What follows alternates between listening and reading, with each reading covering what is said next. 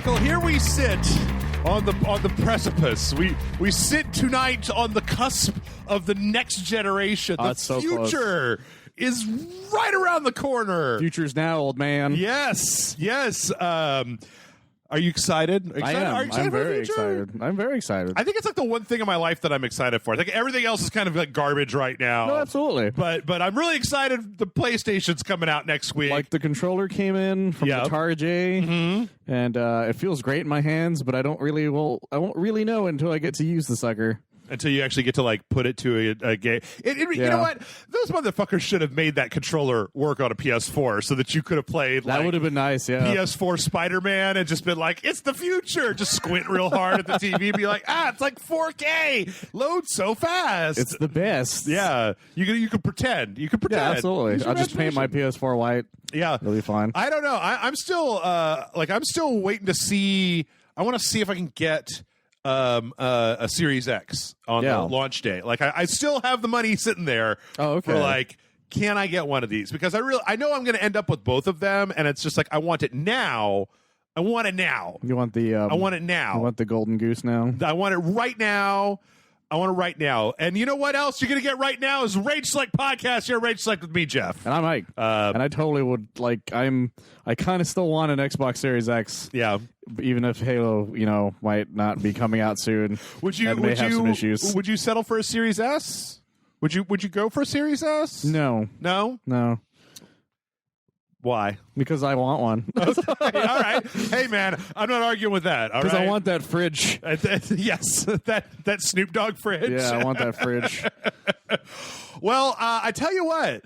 I don't know if it's the United States bullshit or what, but I think we have a relatively straightforward podcast this week. Which is crazy as fuck. Like, I was actually realizing that in previous weeks, like, even if there wasn't like a big like conference or Nintendo partner direct or any of that bullshit, there's still just a lot of news every week. And so this week there's not a lot of news. So I'm hoping, I know that everybody's been hearing me. This is like when we get to the end of a sequential on Patreon. I'm just like, I think this is the last one, you guys. But we're going to beat it. I think this week we're not going to have to just do all news. I think we're going to get to do some questions. Perhaps. But before we get there, Michael, what, outside of holding a PlayStation 5 controller, did you, like, make noises? Did you a little bit, yeah. A little bit? You're like, I did a Shoryuken motion with it. Hadouken Shoryuken. What have you been up to besides holding a PlayStation 5 controller? I watched the entirety of Simon Pegg and Nick Frost's new show on Amazon, The Truth Seekers. Yeah, I feel like I've heard a lot of people talk about that. I like it a lot. What is it? So it's an 8-episode season of a show about Nick Frost plays essentially a Wi-Fi fixer, who actually on the side is a paranormal investigator. Okay, and so he gets a new partner, just like a guy who's going to follow him, install Wi-Fi and shit. Right. But once he meets this guy, a bunch of crazy paranormal shit starts happening, and so every single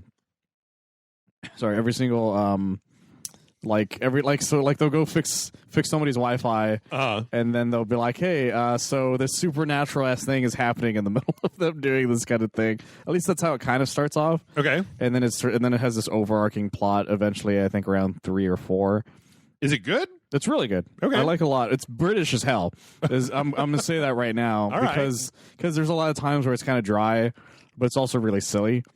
You know what? I like that because I feel like, I mean, I could be totally off base, but I feel like the last few, hey, look, everybody, it's Nick Frost and Simon Pegg have all been, not super British and having, seen them in, Spaced and Shaun of the Dead. I want them to be super British. It's very much closer to those. Yeah. It's not like Paul kind of thing. Right. Where it's this very it's this attempt to be American. Yeah. For these British guys. But this is, very much no, this is in Britain, and we're going to be as British as we fucking can. I had to put the subtitles on because I'm I don't know what that means kind of thing.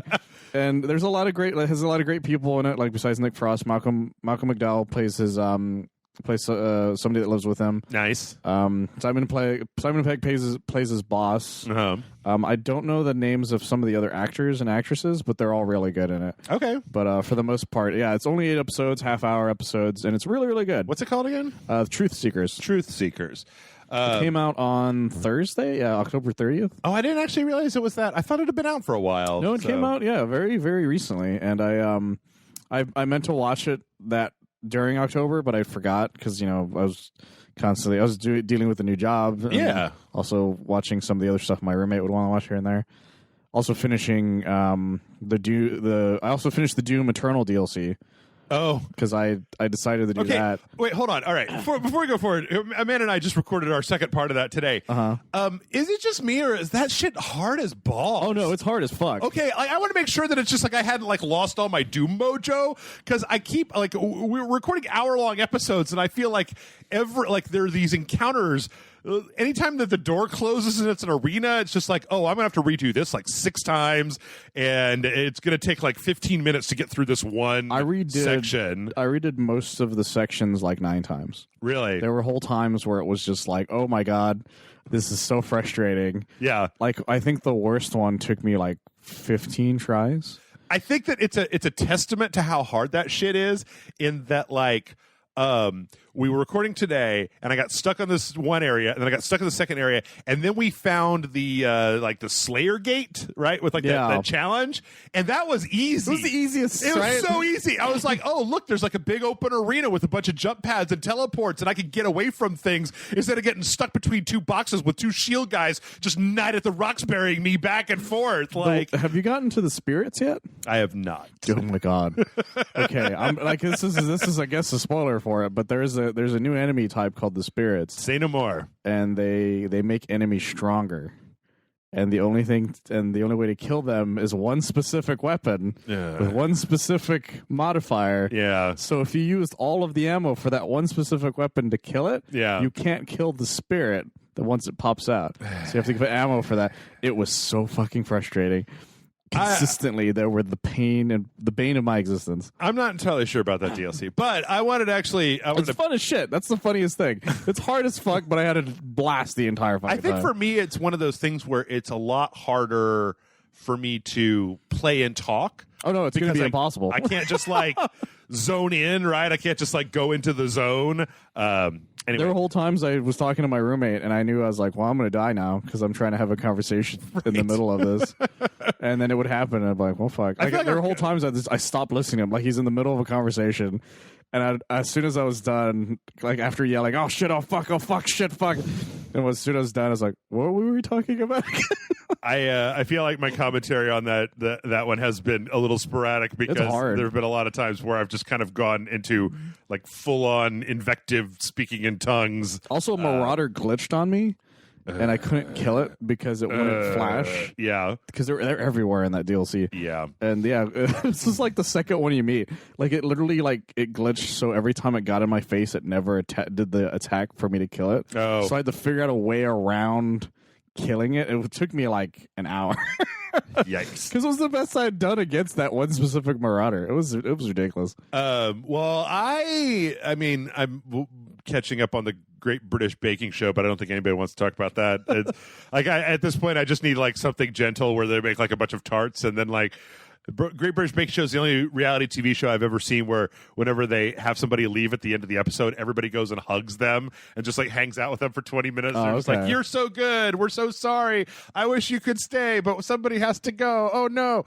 But I did catch the season premiere of The Mandalorian. Oh yeah, I also watched that. Season 2. Real good. I was I'm a little so-so. It was the best Monster Hunter movie that they'll ever make. Okay, all right. You and Monster Hunter, all right. Yeah, I'm just fucking with you guys. It was fine. It's just I thought back to the first episode, right? Oh, okay. And how that was a great episode. And it was fine. It's just there was a lot more chatting. We got a lot of talking with Tusken Raiders, which that part was pretty cool. Well, I liked the world building that it was doing more for Tatooine. Yeah, because a lot of this stuff, because the Tusken Raiders mostly for just being giant pricks for the most part. And it was nice seeing them just be kind of normal for once. I'm real sick of Tatooine. I am too. But at least they showed what a crate dragon looks like. Yeah, I suppose. I don't know. I'm gonna keep watching it. Obviously, I got Disney Plus, Also, Timothy Oliphant. and there's like 3. I Put him in anything, and I'll watch it. I'm not as in love with that guy as Maya Rudolph is, so I don't. I think know, he's cool as hell. I He's tried the bad watching. guy to Die Hard 4, and he doesn't afraid of anything. I tried watching Justified, and I got like 3 episodes in, and I was like, "What are you guys all talking about? This is just like a show with a guy and." There's a lot of gravel talk. I don't. That's true. That's all that show is. I don't get it. That's It's the like, majority of that show, to be honest. Also, can we just address real fast? I don't know what it was. I don't know if it was like some quirk of the costuming, but like he looked pretty dumb in that Mandalorian No, he armor. did. There it was was, like the midsection looked like a Mandalorian with like stick arms coming out of it, like his little red kerchief that he had. There was a and- great meme I saw where it was like the outfit on the model, and it was a picture of Boba Fett. Yeah. It was like when I buy the outfit, and it's him in that fucking outfit. Yeah, I think he was wearing a Spirit Halloween costume for Exactly. fucking Boba Fett. Yeah, the helmet was real big on him. Yeah. I was This like, is the whole thing. Mando, why do you even want this shit? Like, it looks like garbage. Yeah, that was the thing. He's like, take that shit off. I was like, why? It looks stupid. yeah. In any case, I mean, I'm going to keep watching. Other than that, I've just been watching the animes. Yeah. The Animus. Yeah. The Juju Kaisen is still pretty good. I'm trying to think of what are the other ones that I'm watching right now, but they've all left such an impression that I can't remember the names of any of them. Oh, I also watched that new Netflix anime. I'm using anime quotes. Oh, because that- it's the Powerhouse. Zeus, Blood of Zeus. Blood of Zeus. Yeah. It was all right. Yeah. That's all I could really say about it. Okay. Well, I tell you what. Speaking of saying stuff about stuff, let's say stuff about the news. That's my segue. You got to live with it. First up this week, this is an interesting story. So normally we don't really talk very much about we don't do like as much social news. Remember when you tried to tell me about the Rooster Teeth stuff, and I'm Yeah. like, I don't You're fucking like, know. But I thought this is interesting. So Pokimane, do you know Pokimane? Yeah, I've heard her name in the past. She's this lady streamer, is all this controversial. I don't know. There was like this thing with her and this other guy, and then the back and forth, and then everybody made a million YouTube videos. Yeah, I don't It's even know fine. anything about that. Anyway, basically, she's one of the streamers. She's a very attractive young lady. She streams video games. She's done some other stuff. She's done. Do you know what VTubers are? No. Where a person has like an anime girl model that then like maps their face as they talk. Is that on what those there. are called? Yeah. Apparently, like she did that at one point, and everybody was like, "Why?" Like, Yeah. it's like everybody's It's more attractive than the 2D thing, I assume. yeah. But apparently, she makes a shitload of money. Of course, Good for her. sure. But she did something really interesting, which I think is going to be. I think it's going to be a really interesting thing, just when you think about the way that this whole streamer give me money let's player type of game happens. And this month she actually got Streamlabs, the company that does the software that when you donate to a streamer and it puts a little thing up that says like so and so just donated blah blah. Like Streamlabs is the back end that does that.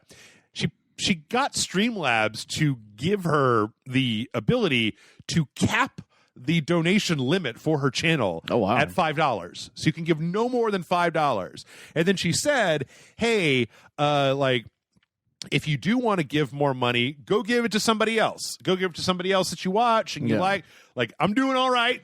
I don't need like the big whale spending. That's really nice. And I think that part of it is being really nice, and then another part of it, and this maybe goes a little bit outside of anything that I can say about it, is that she said that she feels really weird when people give her like a huge chunk of money, right? Is that, I mean, it's kind of the thing of, if you think about like, let's say you're online, you're playing Monster Hunter, you're Twitch streaming, and some Mr. Beast comes in and gives you like $500, right? Or whatever. Yeah. I'm not the sort of person, I mean, I will say like, oh my God, oh wow, thank you, but I'm not going to be like, everybody get in here. Like, so I think that there's a pressure, and it's one of those weird things that we don't really talk about. It's one of the reasons I'm not really big into streaming, because you a lot of times have to react to what people are, the interaction with the audience, right? Which is very important. It's rude very, very important not to do that. It's just not something I'm super comfortable with. And so, if you're playing a game, you're trying to talk about it, and then somebody pops in a stream. I mean, if you've been watching a popular streamer where they're just like in the middle of a sentence and they have to pause and be like, hey, thanks for the subscribe, yeah, they'll be like in the middle of something and they're just like, oh, and this guy got killed. Oh, thanks for the $5, whatever. Yeah. Johnson McFight, and then he has to go back to whatever he was saying. Right. And it gets really awkward. Or when you're watching like YouTube and it's like, oh, we're going to do this for an hour, and then I've got 45 minutes blocked out to read super chats at the end, and it's like, it's also weird when you watch like I guess stream bits that are like greatest hits, but in the middle of them they still have those sequences, right? Because they're it's part like watching of it. an ad. It's almost like watching a micro ad in the middle. It's very of strange, something. and a lot of them have noises and stuff. Yeah. I know some people have had some issues with that depending on their type of show. But apparently, Streamlabs is actually like they're going to start offering this to other people as well, and that this it's a good move. Ends up being a thing that might be copied by other streamers as well, just because. I don't really know that much about this side of Twitch, but there are a lot of people. Patreon's a different animal, right? Oh no, yeah, it's a completely different animal. Like I put up X number a month. I ask people for X, but I'm very upfront with I don't want to get more than whatever you got. Well, it's the difference is the way it supports the person, right? The reason I find the Twitch way kind of weird for the most part is it's kind of like people throwing money at you, right? Literally in the middle of something. It's kind of like a strip club almost, right? I didn't want to say that. Well, but for anybody, not for her. Well, no, I'm not saying for her. Like the reason I didn't want to say it was because it makes it sound dirty, and it makes it sound wrong is the thing. Like I also almost said it was like it's more like a street performer more than anything. Okay, that's probably better. It's a person like doing their performance, right? And people just like walking, not even walking by, just people watching them and throwing money and clapping over and over again. Yeah, and that can get tiring very fast. Like I knew a person, he was doing something for Double Toasted, and he and they do their stuff live for the most part. And he was just like, I just can't do this anymore. I can't do it anymore. Like, I can't be on, like, I guess is a good way of putting it. Right. Like, I can't be super smiley, like, oh, everything's fantastic kind of thing. Like, it's weird. Like, just imagine if we were doing this live, right? And we're in the middle of a train of thought, and then you have to stop and say, oh, thank you. Oh, thanks for the sub. Oh, I don't know how people do it. But it's interesting. I think it's a good move. Now, a bad move is, I don't know how much you know about this, but apparently League of Legends has this character called Seraphine, who is like a virtual diva, like aspiring pop star. Okay. Right? Like, I'll show you this picture of just like, it's like an Instagram picture of like a girl like taking a selfie in the mirror with like a face mask on, except like I think it's obviously like a real person's body, but then like the face is like the animated face of this character in the game. And it's real weird looking, right? Apparently this character got invited to be part of this other like band or something. What happened was not important. Okay. But what happened next was that this character apparently started tweeting about how they have like imposter syndrome and a lot of like deep anxiety issues, and then like asked people to post nice things and put them on like this board. And a lot of people are like, oh, interesting, #relatable. And a lot of other people are like, this bitch ain't real. Yeah. Like, don't use my fucking anxiety problems as your, like, #relatable, #marketing. Like, it's just kind of creepy. For your fucking MOBA? Like, what are you doing? Like, I kind of get it. Yeah. But as an advertisement, then it's just fucking weird. You know what it reminds me of is the way that I don't know if they still do it because I don't fucking care, but I've read a bunch of articles about how like brands on Twitter will like start like doom posting or they'll post about how they're feeling really bad, and then like other brands will comfort them. Oh no, they still do that 100%. In fact, there's a feud going on between a few brands over Halloween that Greg Miller started with another guy. Oh god. And they're all like blocking each other. It's a whole thing. I mean, I like the way that Wendy's shit posts, but like but for the most part it's like, don't try to relate to me, product. You are for buying, not for loving, not for caring about. Like, it's just kind of weird. Like, if it was like a parody account doing something like that, I'm like, oh, that's kind of funny. Yep. But it's an advertisement account.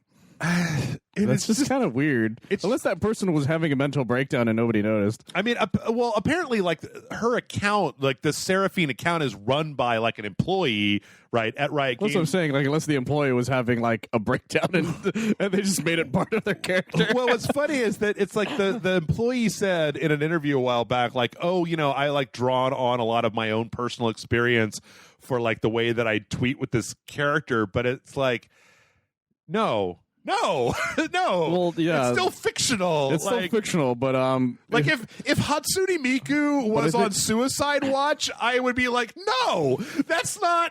No. Well, in this instance, it's more like maybe we should check on the employee, right, and make sure the employee is okay.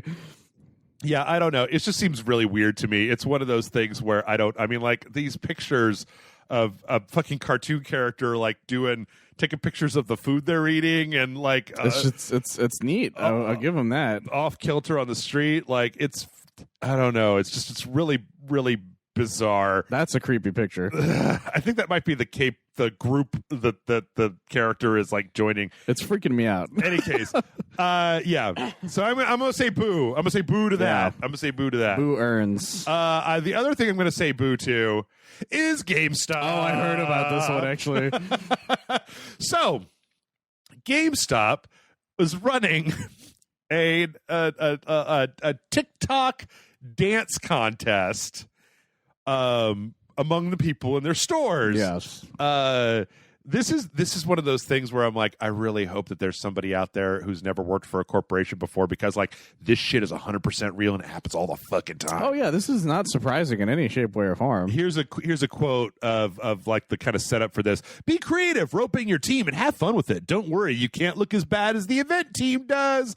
And apparently, they wanted to do a TikTok dance challenge to "Red Red Wine" by UB40. Now. Okay, fine. This happens.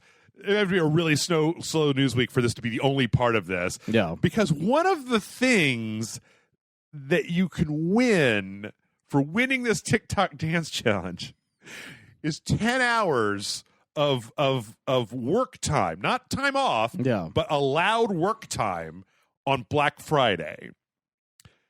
Now, let's put this a little bit in perspective.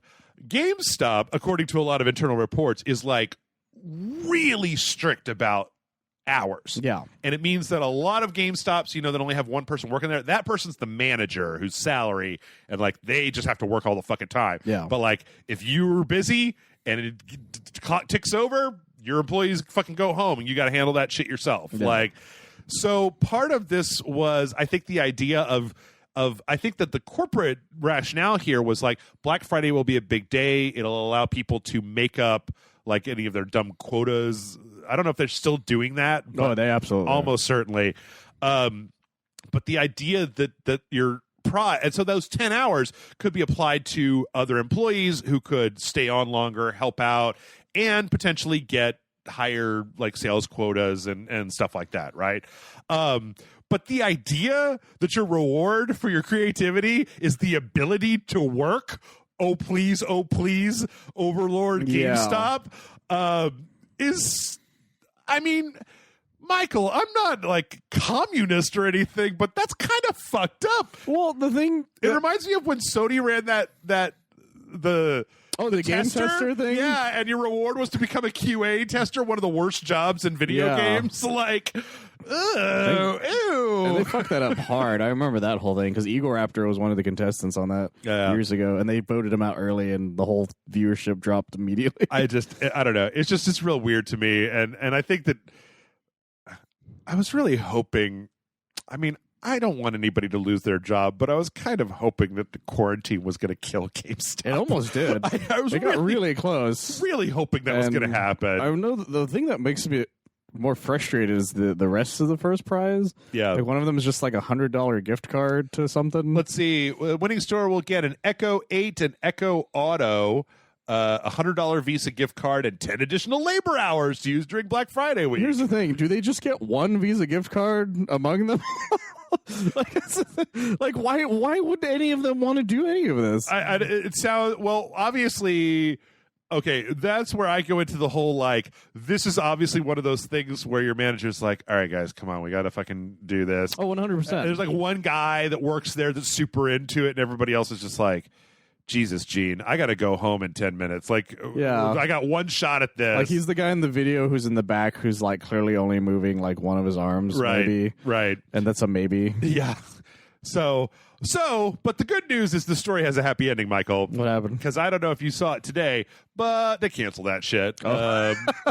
Because, we found out about it, and we made fun of them incessantly. Yep. And those dumb fuckers. Stupid. I haven't been in a GameStop. But what will they do with a $100 gift card, Jeff? I don't know. Split it amongst the CEOs at the fucking strip club. I have no idea. Anyway, well, you know what? I tell you, you go to GameStop. You might actually be going to a GameStop pretty soon to go pick up like a PlayStation 5. If you've got a pre-order for PlayStation 5 or Xbox Series X next week. We are on the cusp of the future. It's very close. We actually got a shitload of PlayStation 5 news right on the cusp. So, oops, I forgot about another story. Yep, okay. You could have related to it. I could have segued into that. Speaking of shitty people who won't do the right thing, EA. This is not really so much of a huge story as it is a footnote. So, in the Netherlands, the Netherlands has this gaming commission called the Kansspelautoriteit. I don't know how to say it. I'm not even gonna try. Known as the like KSA, and they're like the gaming commission in the Netherlands. A little while back, they did an investigation. They came to the conclusion they didn't want gambling in video games. They thought, we got to protect children from gambling. Yeah. So they said, get your loot boxes out of these video games. So, like, it was a bunch of different companies. I think it was like Activision and Blizzard were in there, and there were a few other places.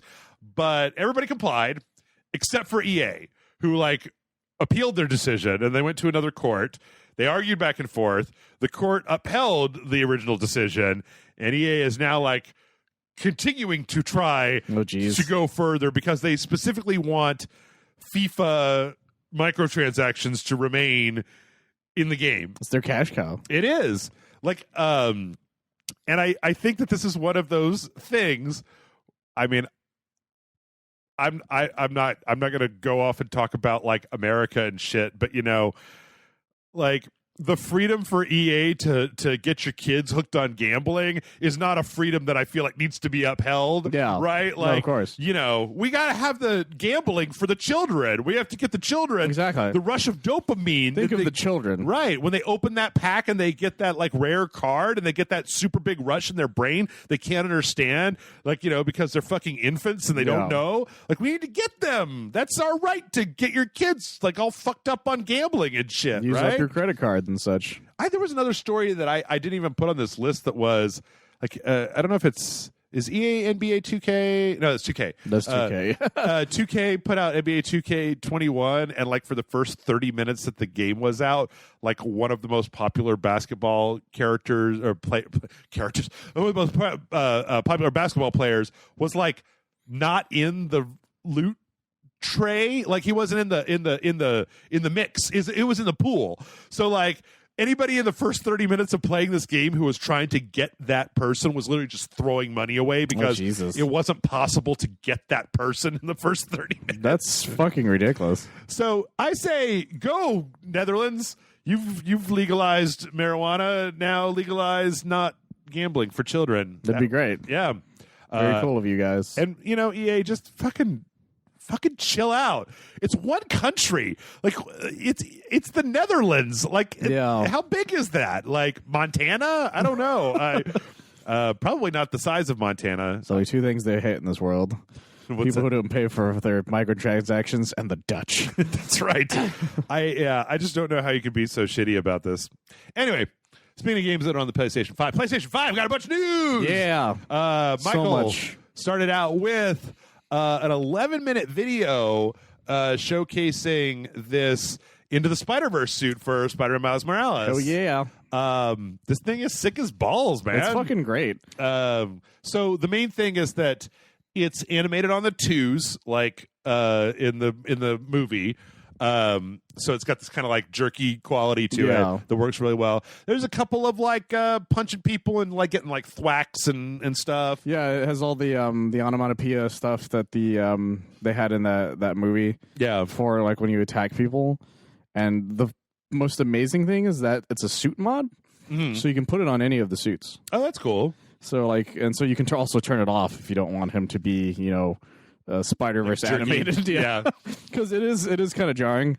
Yeah, like it's the same way that cartoon suit was, or whatever that suit was. Yeah, like the comic one. Yeah, where it was like very jarring, but it was really fucking cool. That's exactly what this suit is. I guess the thing I'm really curious about is like if you're going to make a Spider-Verse suit, why not make it with like the jacket and the shoes and the shorts, right? That's a fair thing, but like I'm a big fan of the outfit without all that stuff too, because he only has the shorts and the stuff for like one part of that part of the movie. Yeah, but it's very exciting. Like it looks really cool. The video starts off with one of the people who worked on Spider-Verse talking about working with Insomniac to get this outfit to look the way it does. Yeah, and they show off these kind of really cool, like, because there's these tricks you can do in Spider-Man to get like more experience. When you're swinging, you can like hold down a button and do kind of like and real simple tricks. And so it shows off some of that stuff, and one of them is is from the movie where he does that like sort of lay down. Oh yeah, as he's falling, which is it's just really fucking cool. It looks really cool. Like it looks really cool. I think it's really interesting the way that this is. I feel like in any other year this would feel like, I don't know, like the Uncharted Lost Legacy or whatever. Absolutely. But I mean, it's like been long enough since Spider-Man came out that I'm just like, this is an excuse to play Spider-Man again without playing Spider-Man again. And it's been 2 years since the original one came out, and like the remaster, if you buy the the Ultimate Edition, it'll come with the remaster, and the remaster is what, 20, I think, if you don't. And even then, that's like it's every possible reason to play Spider-Man again. Yeah, and I'm super excited to do both of those things. It's good stuff. It also makes for a hell of a launch game. Yeah. And then we also had the Be Yourself TV commercial, which was it's like a pre-animated, a little shorter thing. It's pretty cool. I think it also uses a song from the soundtrack from Spider-Verse as well. Okay, if I recall, but it's a really cool animated trailer, and I think it makes me that much more pumped for the whole idea. How cool would it be though if they had like if there was like a whole Spider-Verse game where the whole game kind of had that look and you could like switch between the different spider people. Oh, I'd love that. That would be I think the closest thing to that was Shattered Dimensions, and that was even before the Spider-Verse became a thing. Yeah. I don't know. I can't wait. It's going to be what, 4 or 5. I guess it's super exciting. Very, very soon. I still don't actually know how long it's going to take because it's like, true. Oh, we're shipping your PlayStation the day that it releases, and I'm like, are you didn't give me a shipping option? Are you going to ship this shit like 8-day ground? Like, yeah, that's the thing is I have no idea. I have a PS5 controller. Yeah, I have a pre-order for this game like off of Amazon, so I don't even know when that's going to ship. Yeah, and the fucking PS5. For all I know, like all 3 of them are going to show up on, or not. Well, I already have the controller. For all I know, the other 2 are going to show up on completely random ass days. Yeah, I was like, I will give you an additional $50 if you next day that shit to me. If it just shows up like the second they're like, and we're done. Right. Yeah. In other PS5 news, we got a big blog post over on the PlayStation blog that showed that the Demon Souls character creator has been drastically improved. Oh, wow. I mean, obviously, the original character creator was a goddamn PlayStation 3 character creator. Everybody looked kind of equally shit in that. They've done a lot of work to do different stuff. It does make me wonder, though, if we're going to be able to, like one of the things that people like to do in Bloodborne is, max out all the sliders and then turn the skin color to purple and like, just make a monster out of it. I'm sure you could. Probably. I mean, it looks like it's got sliders and everything. So one of the things I actually really liked about Bloodborne was that there was a whole subreddit devoted to like, we found we developed the sliders for like what this NPC in the game looks like. Oh. So like I have a couple of characters in Bloodborne who are basically like cosplays. Oh, where I okay. just went and got all the gear from that character and then kitted it out. And then I did all that. Nobody wants to play Bloodborne with me, so I can't use my strength character or my dex character. I keep meaning to go back to that game. Yeah, everybody keeps meaning to go back to that game, Michael. I need to reinstall it. That's the case. The interesting thing about this thing is that this facial model is like very, very detailed. But anybody that's played a Souls game knows that you spend the entire game looking at the back of the head of your character with a helmet on. That's true. Now that's alleviated a little bit by the fact that there's also apparently a photo mode and a pretty robust photo mode where you can do things like take off the helmet, change the facial expressions. The smiling Kratos. Yeah, get your smile Kratos on, which is cool. It's cool. Yeah. I mean, I wish I was looking forward to Demon's Souls Remastered more. It looks great. I'm going to play it. I know what happens at the end of that game. Like, I know who the last boss of Maybe Demon's it'll be Souls different. is. I don't know. If it's different, then that's going to be a problem. Maybe the final boss is Jimmy Lee or whatever. It's funny because last week I had Matt on, and there was this whole like 5-minute video where they showed the mines level 2, and Flame Lurker, and Matt was like, "Man, this looks kind of like." He's like, what he said was, "Wow, they've really like made a lot of dramatic advancements in the creativity they put into the Souls franchise over the years." And I'm like, no, this video is of the most basic bitch area of the game. It's like a mine filled with dudes, and like there's a whole level. There's like one level that's full of flying manta rays that just shoot giant spikes out of the air directly into you. It's one level, the same level has a bunch of metal skeletons that are fucking terrifying and have giant axes on it. Like, there's so many levels that are interesting, and they just recorded on like the most basic level of the game. They want to surprise new people. Yeah. Spoiler alert, metal skeletons. It's in the intro. It was in the intro before the first game came out. So, in addition to that, we also had we got the news that did you and I talk about that? Were you on when we talked about the UI video that they put out? No, for PlayStation. I don't know, actually, to be honest. Where they had that whole like 5-minute kind of like, here's how you see like the different challenges. You can like join in, where you can like stream another person's game, attach it to your thing. Yeah, no, I remember that. Well, one of the things they showed was like those hint videos, right? Well, apparently Demon's Souls is going to have 180 assist videos. Oh, wow. Added to it. I'm really confused about this because like there's nothing that's going to help you beat some of the bosses in Demon's Souls. I mean, is it 180 videos that all just say "get good" but in different fonts? Like, Also, I wonder for all of the games. Like, I don't really have a problem with these videos, right? Yeah. You use hints or don't use hints, whatever. When I get stuck, I look shit up on the internet. That's the same as looking shit up on the console if it's there, right? Or GameFAQ for that matter. Yeah.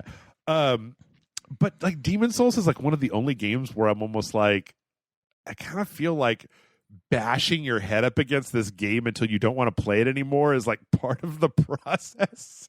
I don't know. I don't know. No, I get it. Like, yeah. I don't know. Honestly, there are probably going to be a lot of just tutorial-like things. Yeah. Like, just like, hey, this is how you dodge this enemy, maybe, kind of thing. Yeah. I don't know. There's some, because like one of the things about Demon's Souls that's different than maybe Dark Souls is that the final boss on, let's see, what the fuck is Latria's final boss? There are a lot of the final bosses in Demon's Souls that are kind of like puzzle bosses, where you have to figure something out, and like it's but see, I don't even know if I can compare that because I played Demon's Souls with two friends that have played it a billion times, and when I was stuck, they just told me what to do. So I don't know. It's fine. It's fine. I don't know. It's like Punch-Out. I'm sure people will have some kind of problem with it. That'll be fine. In other news, we had a trailer for Warframe on the PS5. Warframe is getting a big-ass update for the PS5. Yeah, when they show the videos of, like, the differences, you're like, God damn, guys. Yeah, I mean, everybody remembers, right, that Warframe is a really cool game. I don't play it because I don't want to play... I don't need a forever game. Yeah. I like to play every game, and I can't... Like, especially when you start to get up to the time investment needed to, like, earn the credits to buy new Tennos or put together the Tenno parts. But, like, it does look absolutely amazing. It loads super fast. It's like very, very good looking. And motherfucker's still free, right? Yeah. Like, it's still free. You can start playing the game for free. You can't, the different tennos are microtransactions if you want to do it that way, or you can earn them in game. But, like, you could just start playing this game for free. So, like, if you're into that, I just don't know why anybody would play Destiny when Warframe is a thing. Like, yeah, I guess it's one of those things where it's like people still don't trust it for some reason. yeah, But I have friends who like swear up and down for it. I'll swear up and down for it. I'll swear up and down for it right now. We also got a launch trailer for Michael's favorite launch title of the PlayStation 5. It starts off almost like a Lion King thing where it's just like, long live the king, basically. It kicks him off of a cliff. Yeah. Godfall, baby! Who's excited for Godfall? I just like, honestly, after Avengers, it's like, well, maybe this could be a thing. Okay, so Spider-Man, Demon Souls, Bug Snacks, Godfall. What's your order of excitement? Well, of course, Spider-Man's at the top. Well, der. And so is other Spider-Man. It's all the same Spider-Man. It's mostly just the Spider-Man machine at this point. Yeah. If I really had to like put more emphasis on the rest of them, Bug Snacks I think would be my second one. Okay. Demon Souls would, if I had to choose, would be my third one, and then Godfall would have to be last. Okay. Where does Assassin's Creed Valhalla go in that list? It would probably go last. Behind Godfall? That's because I just don't care about it anymore. Woo! I haven't cared about Assassin's Creed in a long time. So does that mean that this launch trailer made you care about Godfall just a little bit? Just a little bit. Well, not this trailer, not this specific trailer, but yeah. Like some of the stuff they've shown off, it does still look kind of interesting. It does look like a very nice technical demo for particles and light effects. Yes, it does look like that, though.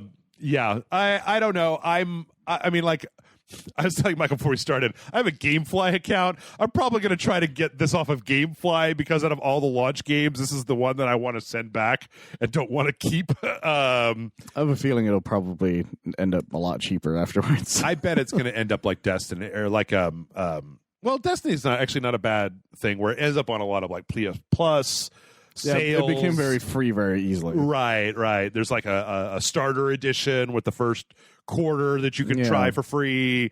I don't know. Or maybe it's going to be the fucking best. Maybe it's going to be the goddamn best thing you ever seen. So I'm hoping it could be something, but I don't know. I don't want games to be bad. So no, I've never wanted them to be bad. If it's good, it's good. I'm just glad Gearbox didn't decide to put Duke Nukem in it. In other news, we found out one little tidbit about Resident Evil Village in this huge big page that has a bunch of information about Resident Evil Village, and that is that it is going to be doing 4K and ray tracing support on PS5. Okay, cool. So I really do. I was actually thinking, I was listening to a podcast before we started, and I wanted to ask your opinion on this, Michael. If you have the choice between 30 FPS ray tracing and 60 FPS, like not, when you get a game that has the like frame rate or detail, which do you prioritize? Do you tend to go with frame rate or do you tend to go with detail? I tend to go with detail. Okay. More because I'm not the kind of person who cares about frame rate as much as others. I'll put frame rate if it's a game that like needs to be fast, kind of thing. And by that I mean like because sometimes detail on a game that is like very fast can slow it down quite a bit. But like it really depends on the game. A lot of the times, I find that a lot of times because I don't capture rage select videos at 60 frames per second, we start recording at 30 with the high detail on, and then when I've played it for an hour and I go to play the game and then I decide to try to put it in performance mode, and I'm like, oh god, that looks terrible. Put it back.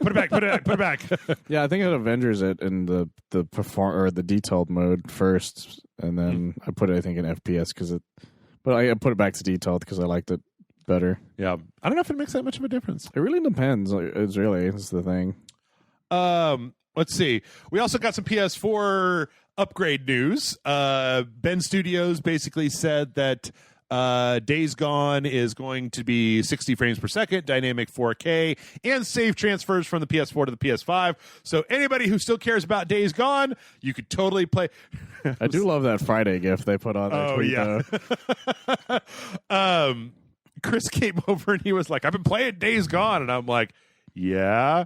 He's like, it doesn't seem very good. And I'm like, that's kind of what I think. But the people that like it fucking love it. That's the thing, yeah. So people who really like Days Gone really like Days Gone. I played it and I was like, this seems not very good. So yeah, I didn't care for it at all.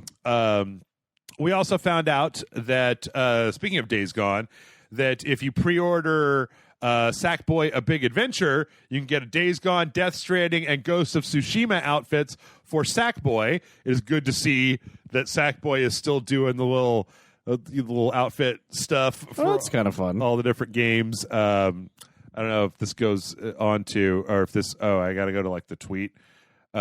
Anyway, I've seen the Death Stranding one is pretty cool too. So, yeah, I don't. Good for them. Mm-hmm.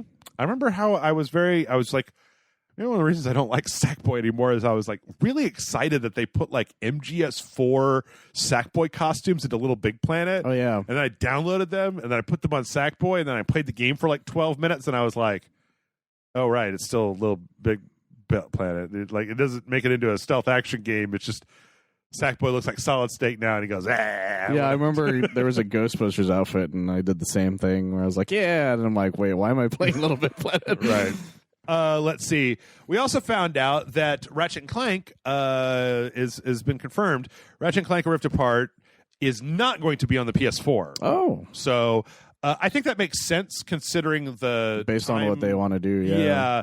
Like if they're actually they said they're using that shit hot load time to do the Portal stuff, and if they're doing that, you can't do that on PlayStation. You just 4. outright couldn't. Yeah. Yeah. So yeah, if you want the new Ratchet and Clank, you're going to have to use PlayStation 5. Now, fucking tell me when it's going to be out and accept my currency, goddammit. Well, at least it's good to know that there are games that have been announced that are definitely, PS5 exclusives. Yes. Let's see. Now, this is an interesting story that I found. So we found out this week that I won't bury the lead on this. We found out this week the PlayStation 5 will not do 1440p. Yeah. So, I didn't know what this is. I didn't admit. know what it was either until I found the story, because I found it too recently. Oh, okay. So, regular HD is 1080p. Fucking 4K is 2160, right? But there's a half step between there. It's called like something called like 2X HD. Something like that. This 1440p. So here's the thing. The PlayStation 5 will not support doing 1440p, which a lot of people found strange because there's been some reports that some of the 4K stuff is like rendering at 1440 and then upscaling. Yeah. But like the only time that this would become an issue, because they don't sell TVs that do 1440. Not very many of them, apparently. Right. Is like there are monitors that have 1440p support. So like you can't hook the PlayStation 5 up to a 1440p monitor and render it 1440p, even though the PlayStation 5 can do full 4K. Yeah. So nobody's entirely sure why, but if you're looking for a console that can do that, apparently the Xbox Series X can totally do 1440p. You plug it right into your 1440p monitor. This is many times I said 1440p in my entire life. So it's a weird thing. Like it's such an oddly specific thing that I had no idea even fucking existed. I'm sure all the PC gamers are all like, oh, 1440p is da-da-da-da. I'm like, I don't care, though, is the thing. Like you said, there's no TVs that really do it. Yeah. As a console gamer, it's not going to affect me. Like, really, what it comes down to. None of my monitors go to 4K. 4K monitors are pricey. I bought a 4K TV. Yeah, that's the thing. Like, monitors are really expensive if they're past 1080p. And like even using a TV as a monitor, I would need a video card that could drive 4K gaming, and that's an RTX 2080 or above, and those are super expensive. So it doesn't really affect my life all that much because I'm fine with 1080p when I'm here on my PC and then 4K on my TV. But I'm sure it matters to somebody. So no, of course it matters to somebody. It's just the person it probably matters to most probably isn't going to be a console gamer anyways, to be honest. I doubt it. Yeah, I have a hard time thinking of the person who's like, what? But I bought a PlayStation 5 to plug into my 1440p monitor. It's like, yeah, I can't think of anyone who do that. I mean, there's probably... Michael, this is the internet. If you say there cannot possibly be somebody who... There will be somebody raising their hand like, I like to put pretzels up my butt, all right? I'm that specific guy. I don't appreciate you telling me. I fuck pickles. Right. What? What to put in my butt and what not. So Exactly. But yes, if you're looking for a console that will support 1440p, that is not the PlayStation 5. Now, we found out that the PlayStation 5, I don't really know. I kind of wish that... I wish these motherfuckers would have been a little bit more upfront with this information. But we found out this week that basically next week, when these new consoles launch, there's going to be a whole second round of stock at retailers.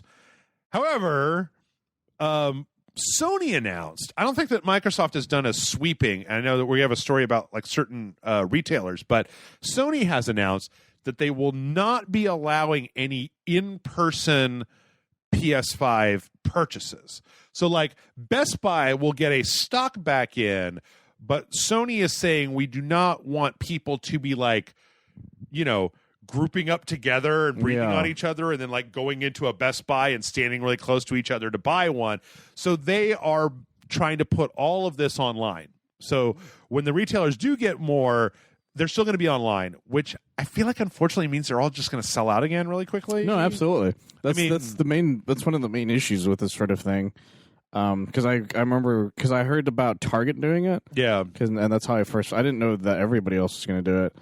And a lot of the tweets are people that are very upset, and comments of just people going, "Hey, this is gonna fuck me," kind of thing, because I can't stay awake, and more people are just gonna jump on these as fast as they can. I think what might be interesting is I think that this is one of those cases where like I can't imagine that a retailer would have this ability, but if they had the ability to be like, okay, here's the deal, we will sell you a PlayStation 5.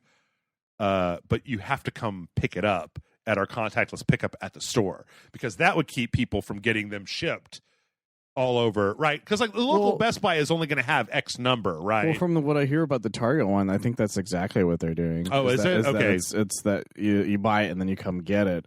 Still going to be a big crush, though. It's still going to be a pain in the ass, yeah. Is there any way to not make this a pain in the ass? It's going to be a pain in the ass until the first wave is over and everybody's got the ones they want. So. It's going to be a while. It's going to be like when the Wii first came out more than anything. I'm going to be sitting there on Tuesday trying to get an Xbox One. So see what happens. Or Series X, damn it. You're going to make the mistake.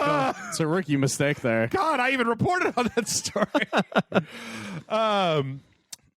So this segues nicely into the fact that Walmart is going to be accepting orders as well on the launch date for both consoles. Okay. So PlayStation 5 and the Series X will both be going on sale on Walmart's website November 10th at noon for the Series X and November 12th at different times during the day for the PS5. I just wish that Microsoft would read my email about like, hey, I'm a small YouTuber and I don't even want you to send me one. I just want you to let me buy one. Like, that'd be great. I've got the money.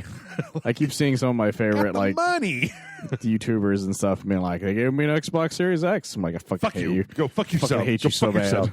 You know what? If they wanted to send me a Series S, I would accept that on launch day, and then like I'll get my own Series X later, right? Yeah, I think Jeff Keighley posted a picture where he had like all of the systems like in like right next to each other. Fucker. Like he had both the Series X and the Series S. I was like, you sick bastard. But does he have a Wii U? Jeff from Rage Select has a Wii U.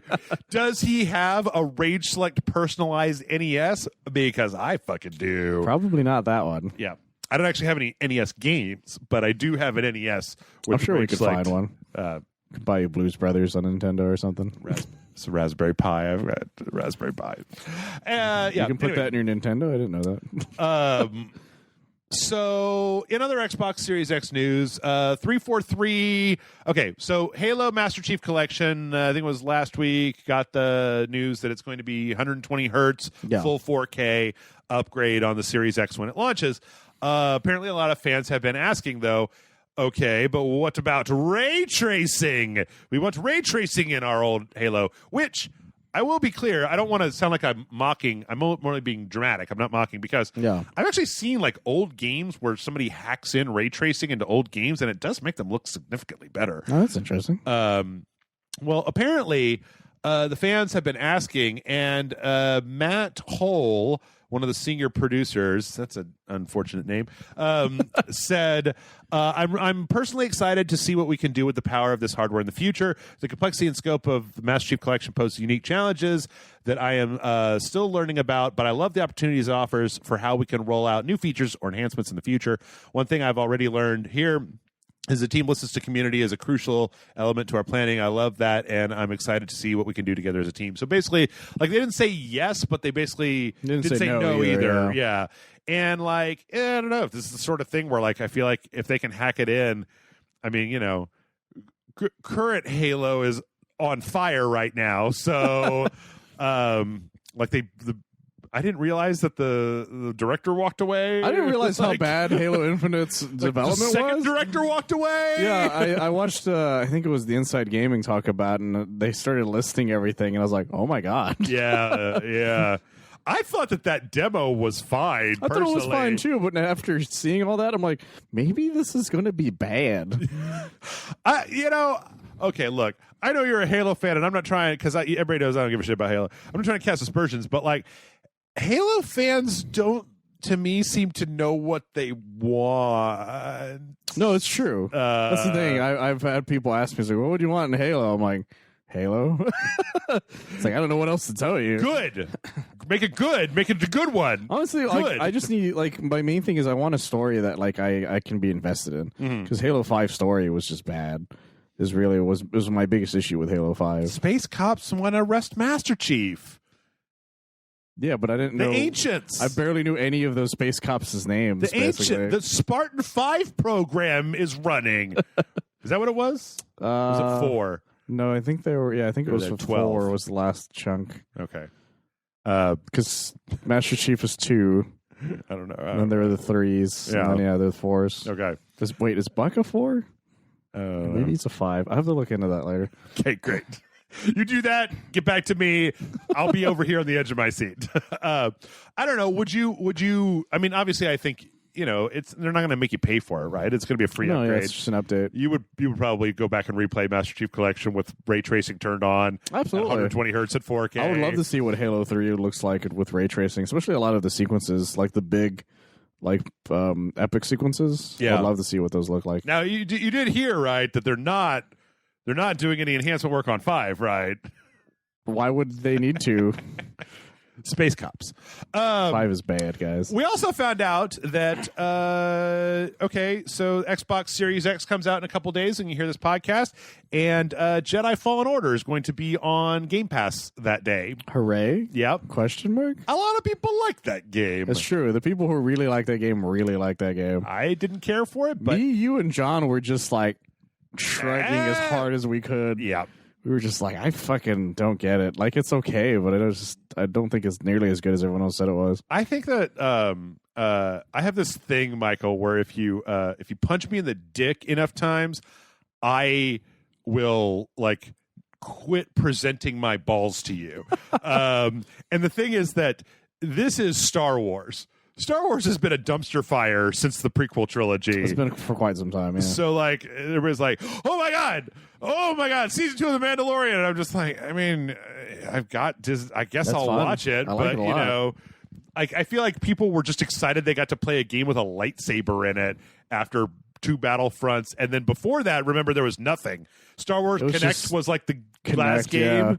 I met a developer for the Star Wars Connect way before it came out at an anime convention, and all he did was talk shit about it. Every time he talked to him about it, he was just like, "Don't you fucking buy this game!" Like, I remember it was literally like one of those like panels essentially. Yeah, and there was just like game development, and the guy, like, he spent his entire time just being, "Don't buy Star Wars Connect. For the love of God, don't buy it." I still don't know, though, to this day, as near as I can tell, nobody on the entire internet or anywhere has ever written a think piece or done a takedown with the fact that, like, that Jason Derulo Han Solo song is a ripoff of an MC Chris song. Yeah. Like, it's the same song, and I'm really like, is. how do you not see this? How does Jason Derulo not get a bunch of shit from MC Chris stands on the internet? I guess nobody probably knows who MC Chris is anymore. Well, so. that and Star Wars Connect. Right. No one's gonna be. Everyone's just like, it's bad enough he's in Star Wars Connect. That's punishment enough. That MC Chris song is a banger, though. The MC Chris song is amazing, but great. that one is just bad. Not a fan of Jason Derulo. In other Series X news, we found out that Sea of Thieves is going to be getting a big update for the next generation. Good for them. Basically, just full 4K, 60 FPS, and better load times. So. I'm glad that game ended up getting its legs for a while. Yeah. People were very worried at the beginning. The Halloween update that came out. That's neat. Fate of the Damned. And then last week or the week before, at some point, we talked about basically the streaming apps that were going to be on the PS5 when they launched. We got a list of the Series X apps, and the answer is kind of everything. Like, it's a lot. Like, the PS5 had a few, but Series X is launching with Netflix, Disney Plus, HBO Max, Apple TV Plus, Spotify, YouTube TV, Amazon Prime Video, Hulu, Peacock, Vudu, Fandango Now, Twitch, Sky Go, Now TV, and Sky Ticket. And then there were also icons in their announcement for Tubi TV and Stars. So that's like all of them, right? That's except for Crunchyroll, which is the only one I fucking want. Yeah.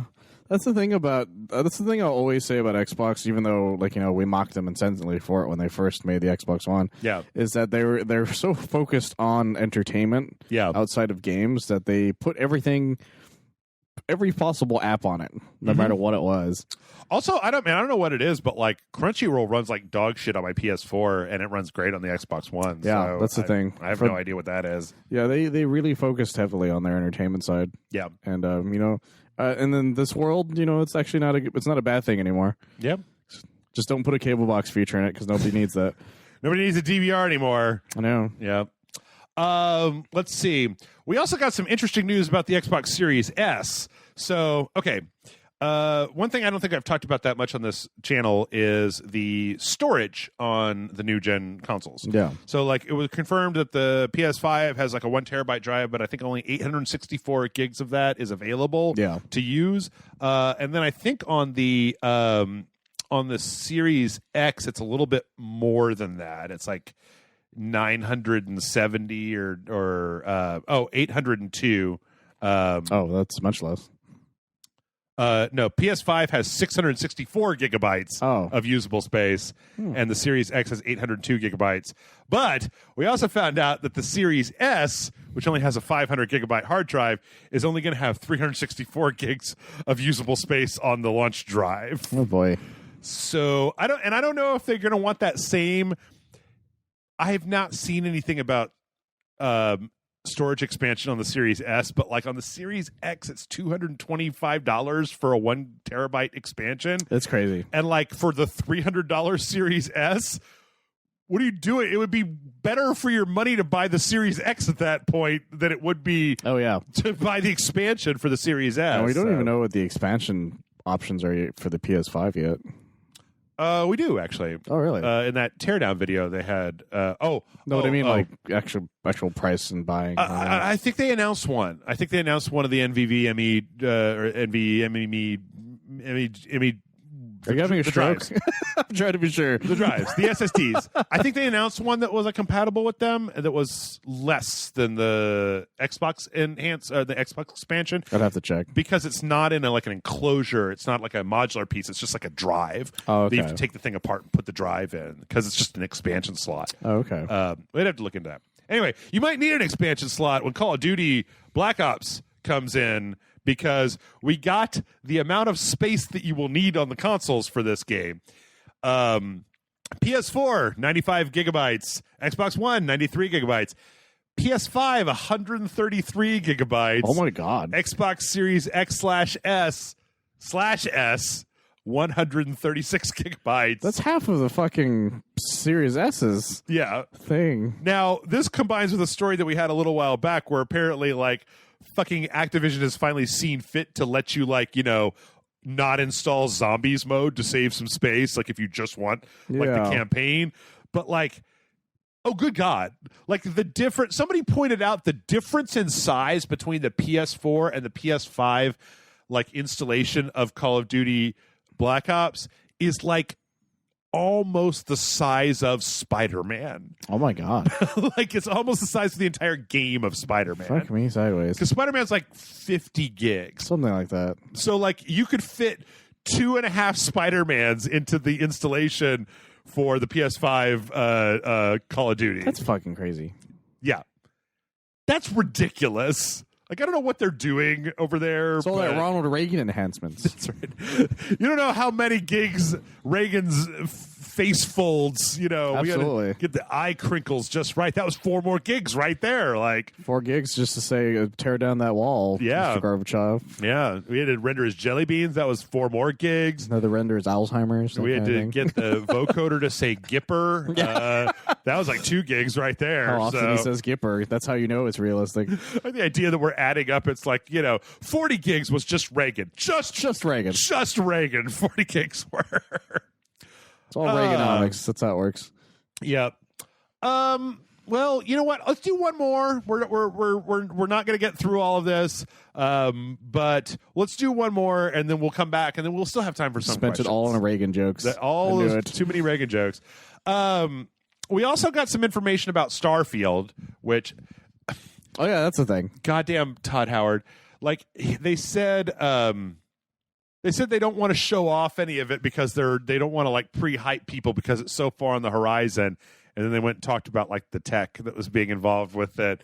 Apparently, though, the thing that's interesting about this is that there's a huge leap in the creation engine or whatever the thing they call that thing is that they're using. Creation engine. They say it's as big of a leap as the leap from Morrowind to Oblivion was. Oh, okay. But one of the interesting things about it is apparently it's going to be doing some procedural generation as well. And I'm wondering, like, are you going to procedurally generate and then go back and like fix it, or like? See, what it's going to do is it's going to procedurally generate Skyrim again, but in space. Well, okay, all right. If this is an outer space game, RPG, where you get to go to different planets, but all of those planets are procedurally generated, bitch, that's Mass Effect Andromeda, and it didn't work. Yeah, they had to like not do that. So that'll be fine. I mean, I don't know. At this point, it's like I'm really hoping that Microsoft's steady guiding, bitch slapping hand can keep Todd Howard from doing anything stupider than Bethesda's done over the last 2 years. They have turned into a joke. They absolutely have. They suck assholes now. Like, they're not like the same company that gave you Skyrim anymore. They're like this weird homunculus of like, I don't know what they are anymore, to be honest. Fucking, you remember the plastic Nuka gin bottle or whatever it was? Like, that was a whole thing. And the bag, and oh my god, fucking nylon bag. The entirety of Fallout 76's release from beginning to like almost barely, not even the beginning of this year. It'd been out for like a while. Did you know that like it's so hard to cancel a subscription on the PlayStation that I had a subscription to Fallout 76 first? That thing. I forgot about that thing. I bought one. That was a whole thing too. For us to try to play the single player because I didn't want to go into a public server. I just wanted to try to play like a single player game. Yeah. Played it, never went back to it, forgot I had it, gave them $10 a month for like 5 months.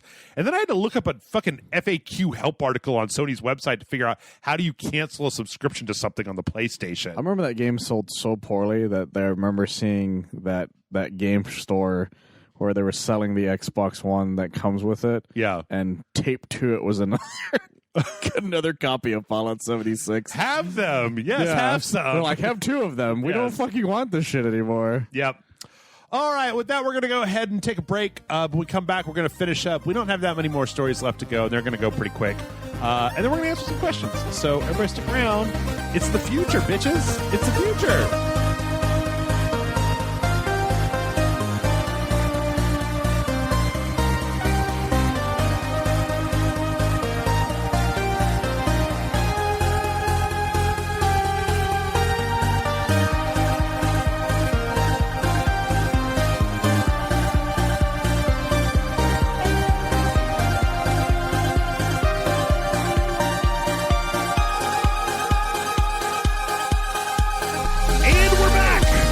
I think we were just talking about it. I think this is the latest I've podcasted in a long quite some time. Yeah, it's 10:30. But it's all right. I'm all juiced up. I got all my powers, my rage select powers. That'll be fine. Yeah. Speaking of powers, the powers that be at Ubisoft have told us that not all of the PlayStation 4 Ubisoft games will work on the PS5. Oh, no. Yes, and we got a list of the ones that will not work, and those are Assassin's Creed Syndicate, Assassin's Creed Chronicles Trilogy Pack, Assassin's Creed Chronicles India, China, and Russia, Risk, what the fuck? Star Trek Bridge Crew and Werewolves Within and Space Junkies, which I'm pretty sure the last three of those are all VR games. So Yeah. wait, does that mean that that Eagle one that they made, that the Eagle's Flight will work on the PS5? Maybe, actually, yeah. Because I know that like last week there was a story where you could get a special adapter from Sony to plug the PS4 camera into the PS5. Because Wait, does that mean Assassin's Creed Unity works? apparently. That's weird. I mean, apparently, like they said, most of our back catalog of games will have backwards compatibility between the next and current generations, with a few exceptions. I'm just trying to figure out why Syndicate wouldn't work. That's the thing. That's why I was confused. I'm like, it's basically every Assassin's Creed, but Unity is not on the list, which is the one that barely worked on the PS4 to begin with. Also, remember that, like, what was it, last year? They released Rogue on the PS4. Oh, yeah. So, like, that'll work, but Syndicate won't work? That's weird. Poor Syndicate. I kind of liked Syndicate.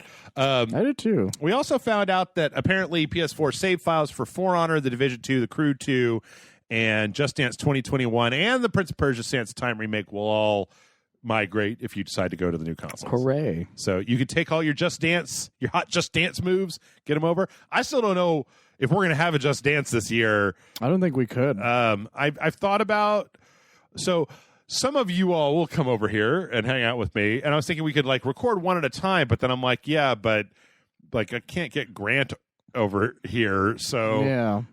And then I thought maybe I'll just do it this year where I dance all of the dances, and then like I'll dance all the dances for both parts, and then like the way that we'll do it is it'll be commentary with a bunch of different co-hosts, where each one of you get to judge me whilst I dance. I feel like that'll kill you, though. Well, I still have time. I could do like one a week. Oh, okay. You know, Yeah, I guess that's true. For a little while. Like get some costume changes up in there. That'll be fine. Black T-shirt, other black T-shirt, long sleeve black T-shirt. Is it dark? Is it black, or is it slightly blacker than black? Yeah.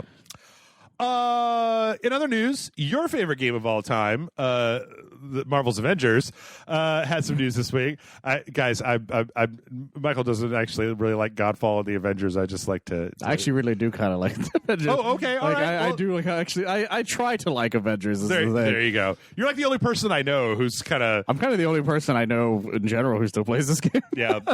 So there's some data mining that happened that points to basically. Black Panther and War Machine probably coming, and then some other stuff coming later on. So the thing I just mostly wanted to bring this up to be like, Avengers, you need to release like some new characters. Goddamn, you need to be doing something. Yeah, like your interest is draining rapidly. Well, I finally found out with the new thing they came out with, that level, the Tachyon Rifts thing. Yeah, it's just the normal game, but like you're timed, kind of thing. It's a time trial. Kind of. It's just like, oh, you need to get more rifts to get more time, or beat more enemies to get more time. It's like, well, that's stupid. Yeah, that's pretty dumb. That's pretty dumb. Yeah, they're doing nothing. It feels like all their post-launch is not like. There was one good thing about that game. It was the story. So if you gave me more of that, like, well, the story's great. They've listened to feedback really well. Yeah, because they've added a lot of cool stuff for different things. Like Cap wasn't able to be used to break down any doors originally, but now he can. His shield now hurts things when you run with it. Kind of like they've added a lot of stuff to it, but it's the feeling of like. But why didn't you just make this before this point kind of thing? It's a good question. It's like Destiny 1 for me, where when Destiny 1 first came out, I'm like, oh, I like this, but there is nothing to do. Well, speaking of nothing to do, there's nothing to do at BlizzCon coming up because it's all online, apparently. Ooh. So you can watch it on the phones that they accused you of having. Yes. You do have a phone to watch BlizzCon online February 19th and 20th of next year. The one thing that's, I guess, slightly quotey fingers interesting about this is that they're waiving the whole like fee to get in online, so it's just going to be free for everybody. That's nice. I mean, Blizzard needs to make up a little bit of goodwill. It's worth a shot at doing that at least. Let's see. People would be pissed about that. We need to see Diablo 4, Yeah. and Overwatch 2. Oh yeah. And I forgot they even announced Overwatch 2. there's a million WoW expansions. Does anybody still care about Hearthstone or I'm sure they do. Heroes of the Storm? Is anybody still playing those? I just feel like the big things are, there's no StarCraft on the horizon.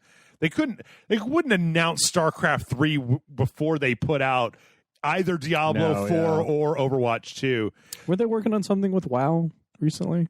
That's that big Shadowlands expansion. Yeah. I'm sure that'll be something they'll talk about more. That's going to be out, I believe, by the look. Yeah, but I mean, like, they'll but talk more about like updates and shit to it kind of thing. Yeah. Like, I think there's a pre-update for that already that added like a big graphical overhaul for all the characters in the game. But I wouldn't be surprised if they have a chunk of just them talking about it. what I would be interested is if they said Overwatch 2 and it's out now, because I feel like Overwatch hasn't had that much in the way of updates over the I last haven't said shit about it. year, maybe. So like I said, I literally forgot they announced Overwatch 2. yeah.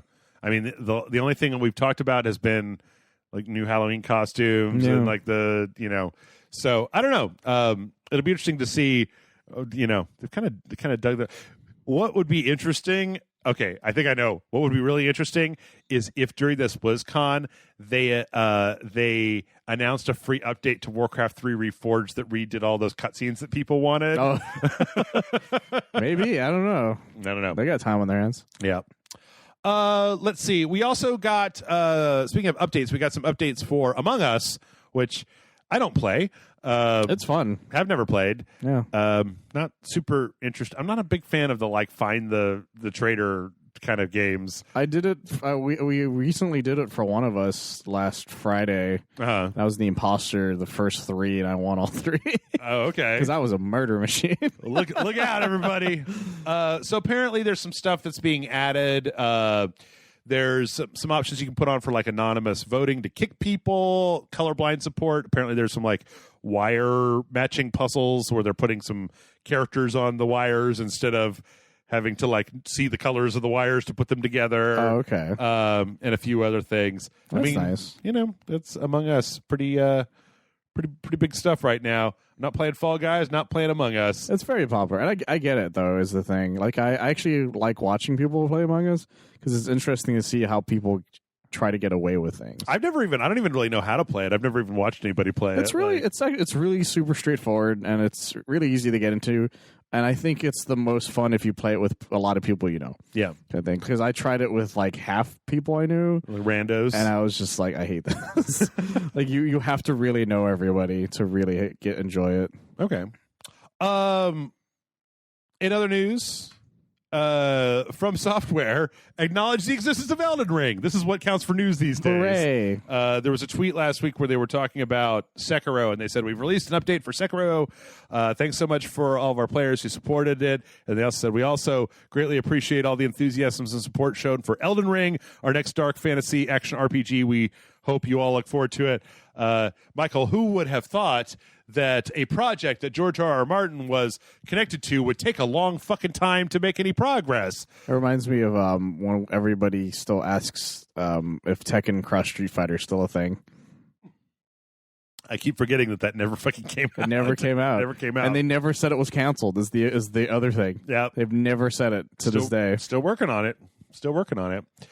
They're not working actually on Friday the 13th though anymore because the game is kind of getting sunsetted in November with a final patch, and they're taking down dedicated servers, but apparently one of the things that's integrated is you can still do peer-to-peer matches. So the game will still function. Okay.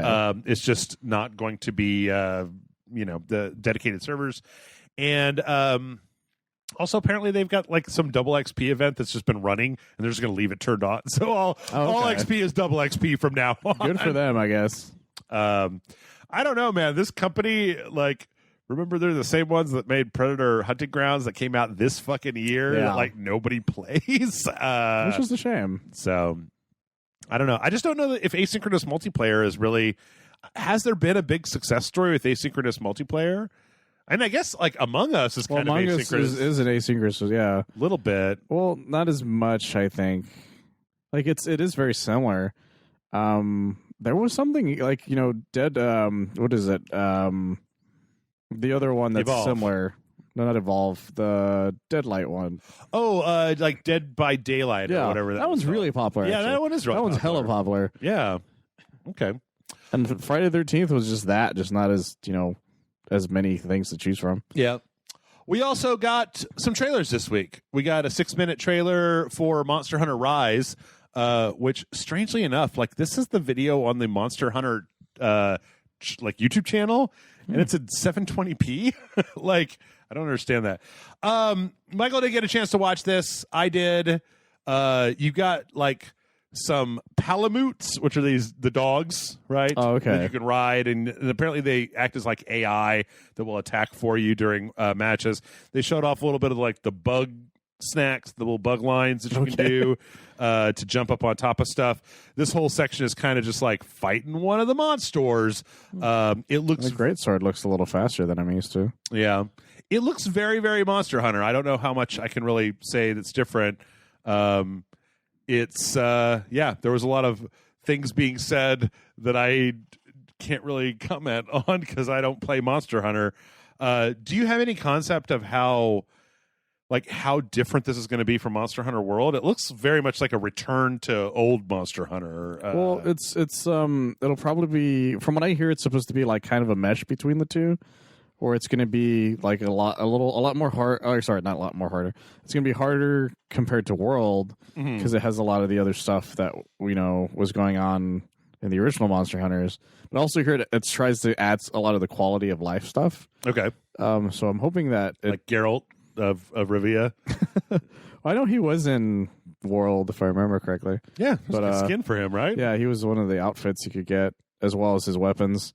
But I think it's gonna be like, I'm really excited for it, to be honest. Like, because I've always been a big fan of Monster Hunter, and depending on just how much they've added from World to it, it could be a hell of a good time.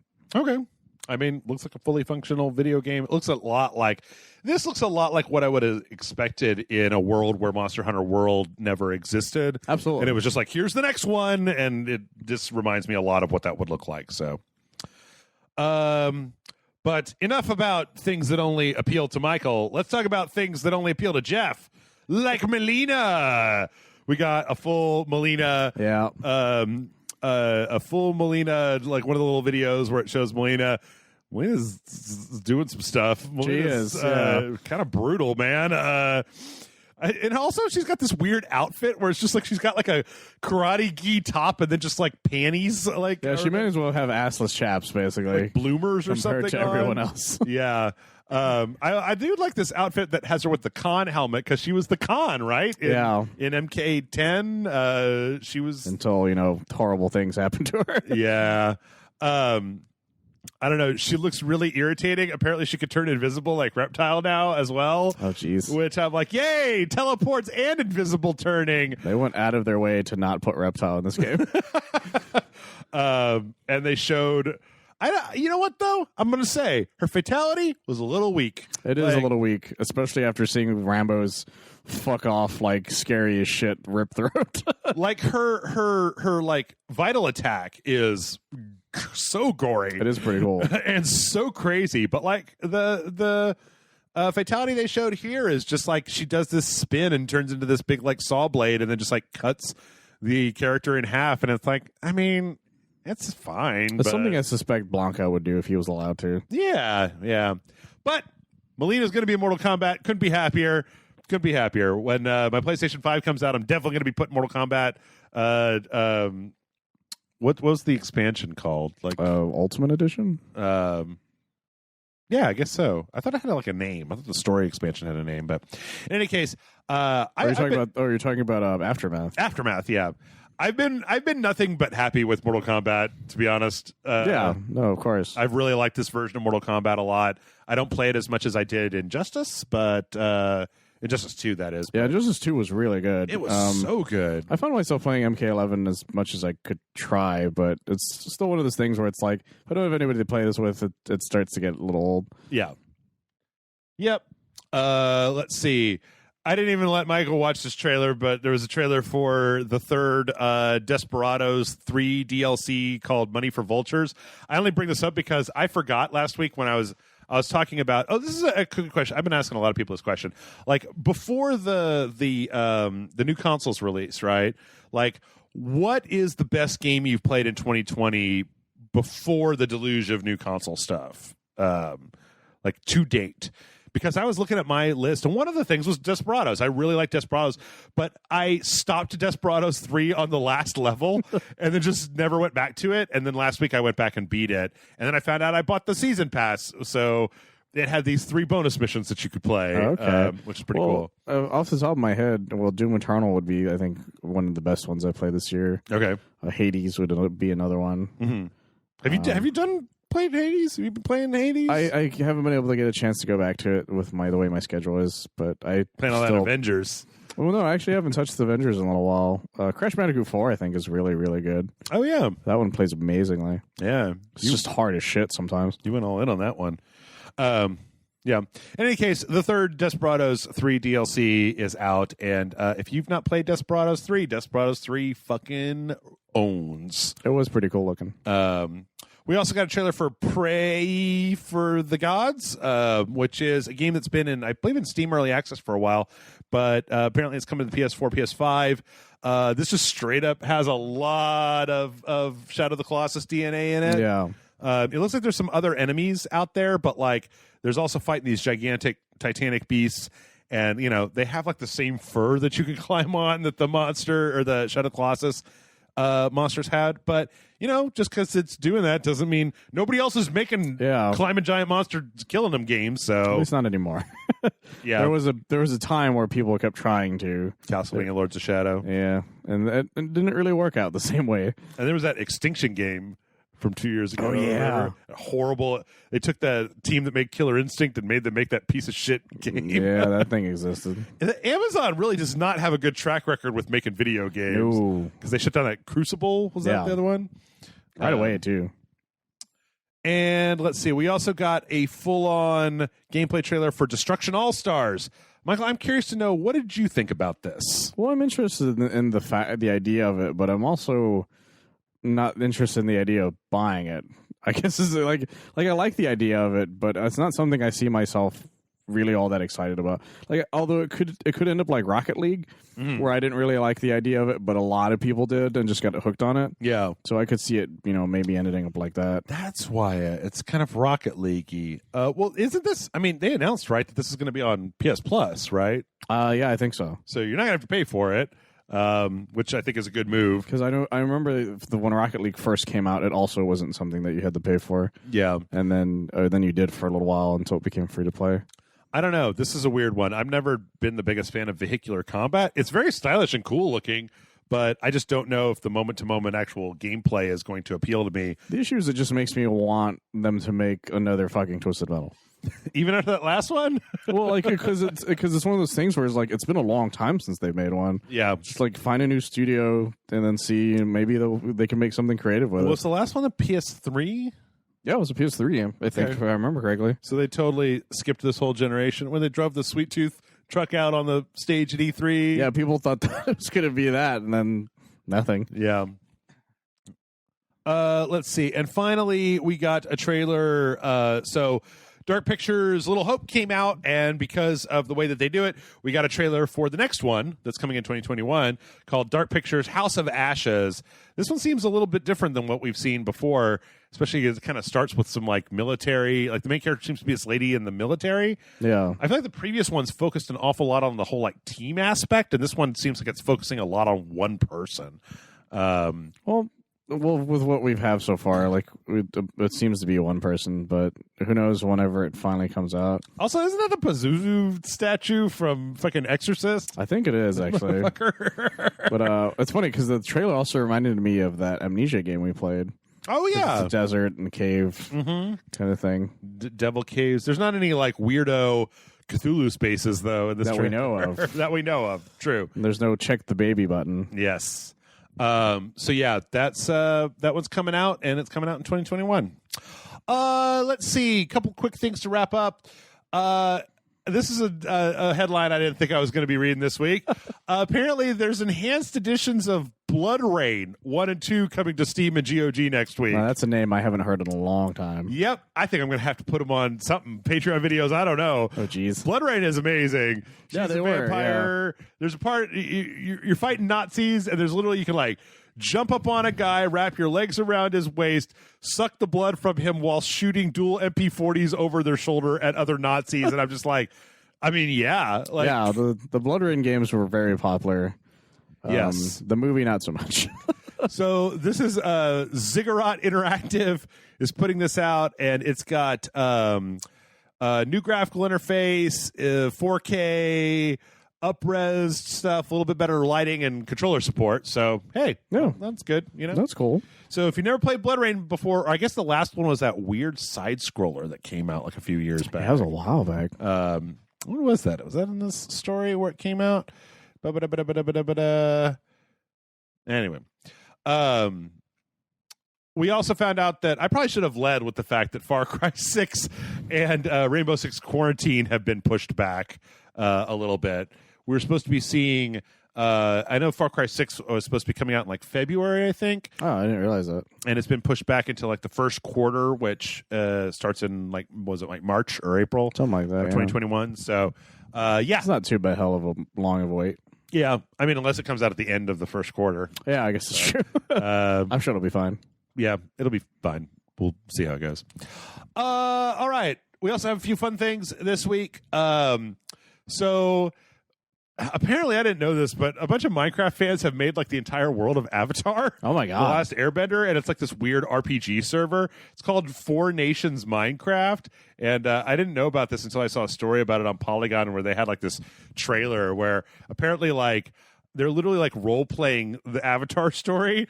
Like they're currently like 150 years after Korra, and like they'll even let the server elect an avatar, but only if there's like a great threat mounting for them to like have to deal with. That's fascinating. Apparently it takes them like a month or two to make each one of these areas, these like incredibly fucking detailed recreations of the Avatar Stuff universe. like this is the reason why I wish I could get into Minecraft. Stuff like this is it makes me insanely jealous for children. Where I'm like, sure, exactly. you motherfuckers, you guys you're just like, oh, there's not a good Avatar game. Let's just make our own Avatar. Make our own fucking thing. Role play Avatar for the next 5 years. I wonder if they did the point where, everything was peaceful until the Fire Nation attacked and then just destroyed everything. They just started from there. I don't know. Maybe. We'll see. Well, actually, no. I know. You could go look it up. It's neat. I think it's neat. It's very, very cool. It's pretty cool. Let's see. Another cool news. Well, I don't know. Let's call this cool and quotey fingers. Gabe Newell is shooting a garden gnome into space. Oh, hell yeah.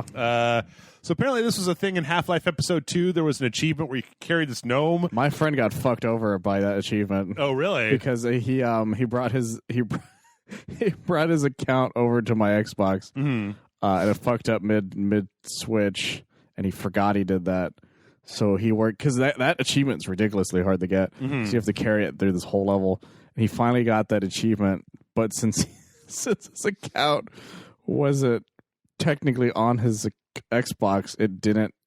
Oh, didn't like pop the it. achievement? Yeah, I didn't register it to his actual like gamer score, and he was beyond pissed at me. I'm sure he's still pissed at me even now.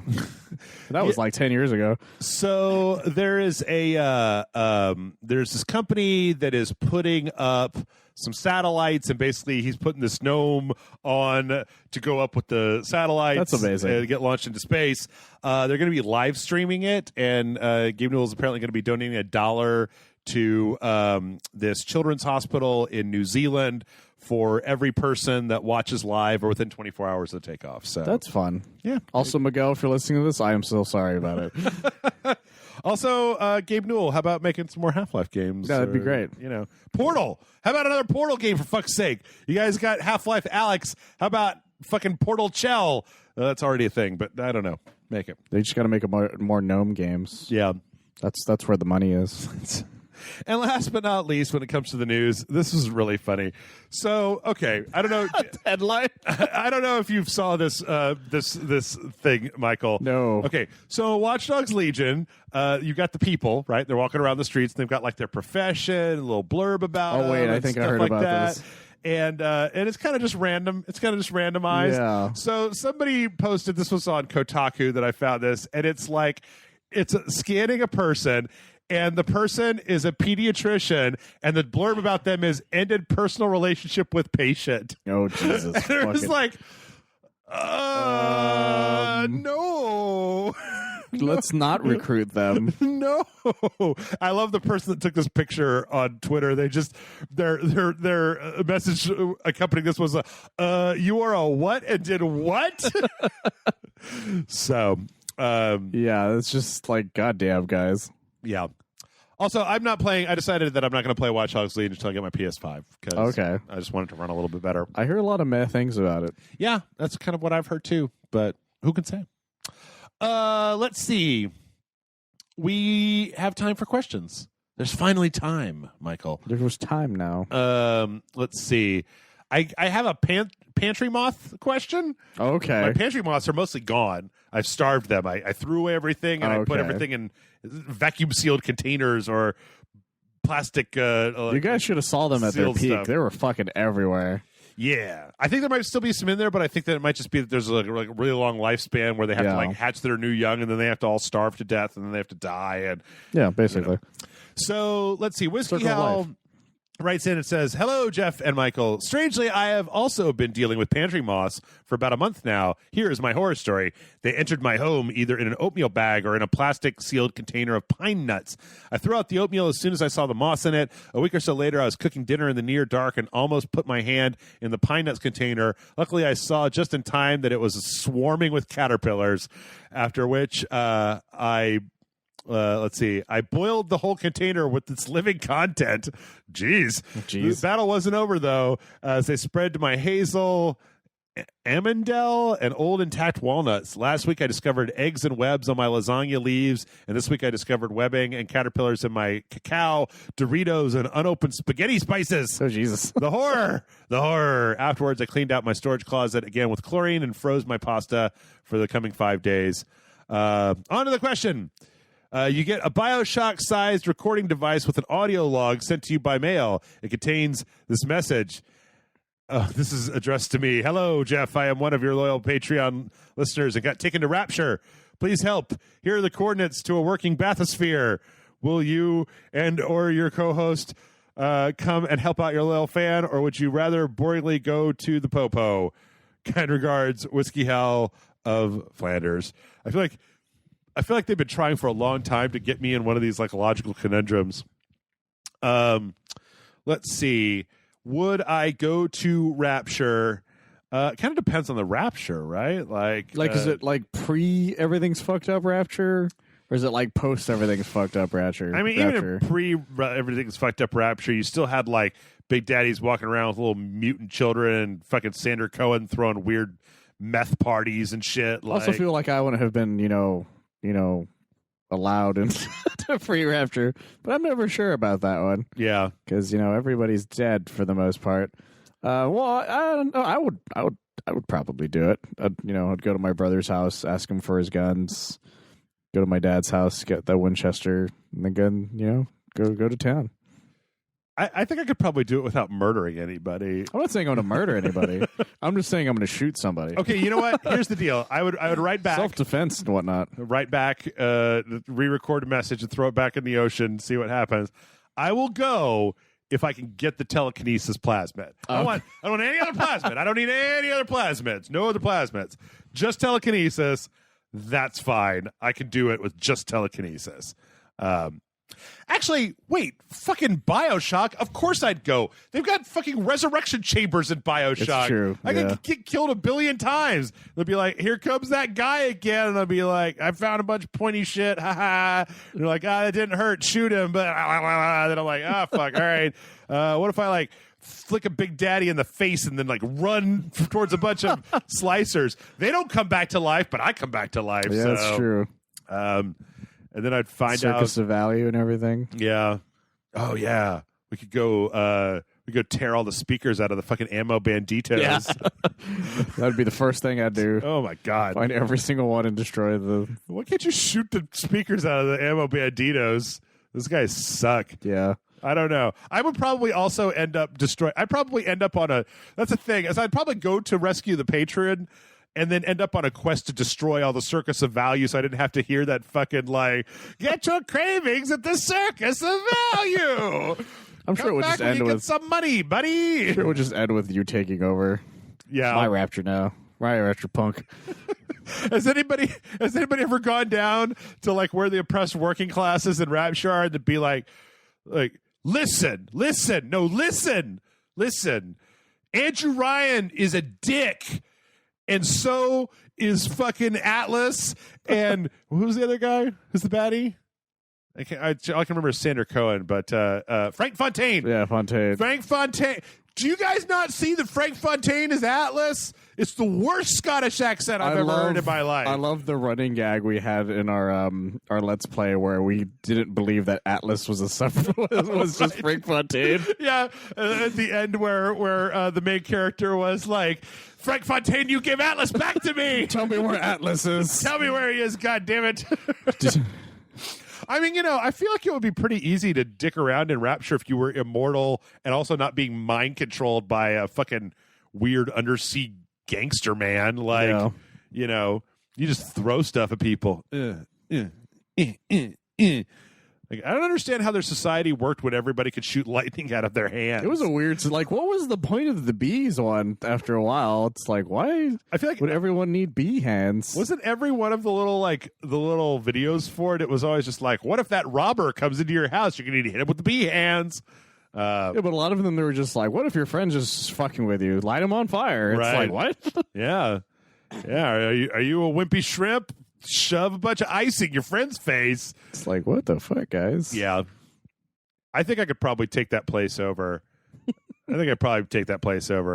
then we're going to convert it into non-monster territory. It'll just be a Dongacles area. Yeah. I'm going to make them all get along. I'm going to kick all their asses. Well, I'll be an immortal god, That's man. true, yeah. I'm gonna whoop all the splicers' asses, be like, stop fucking with the Little Sisters.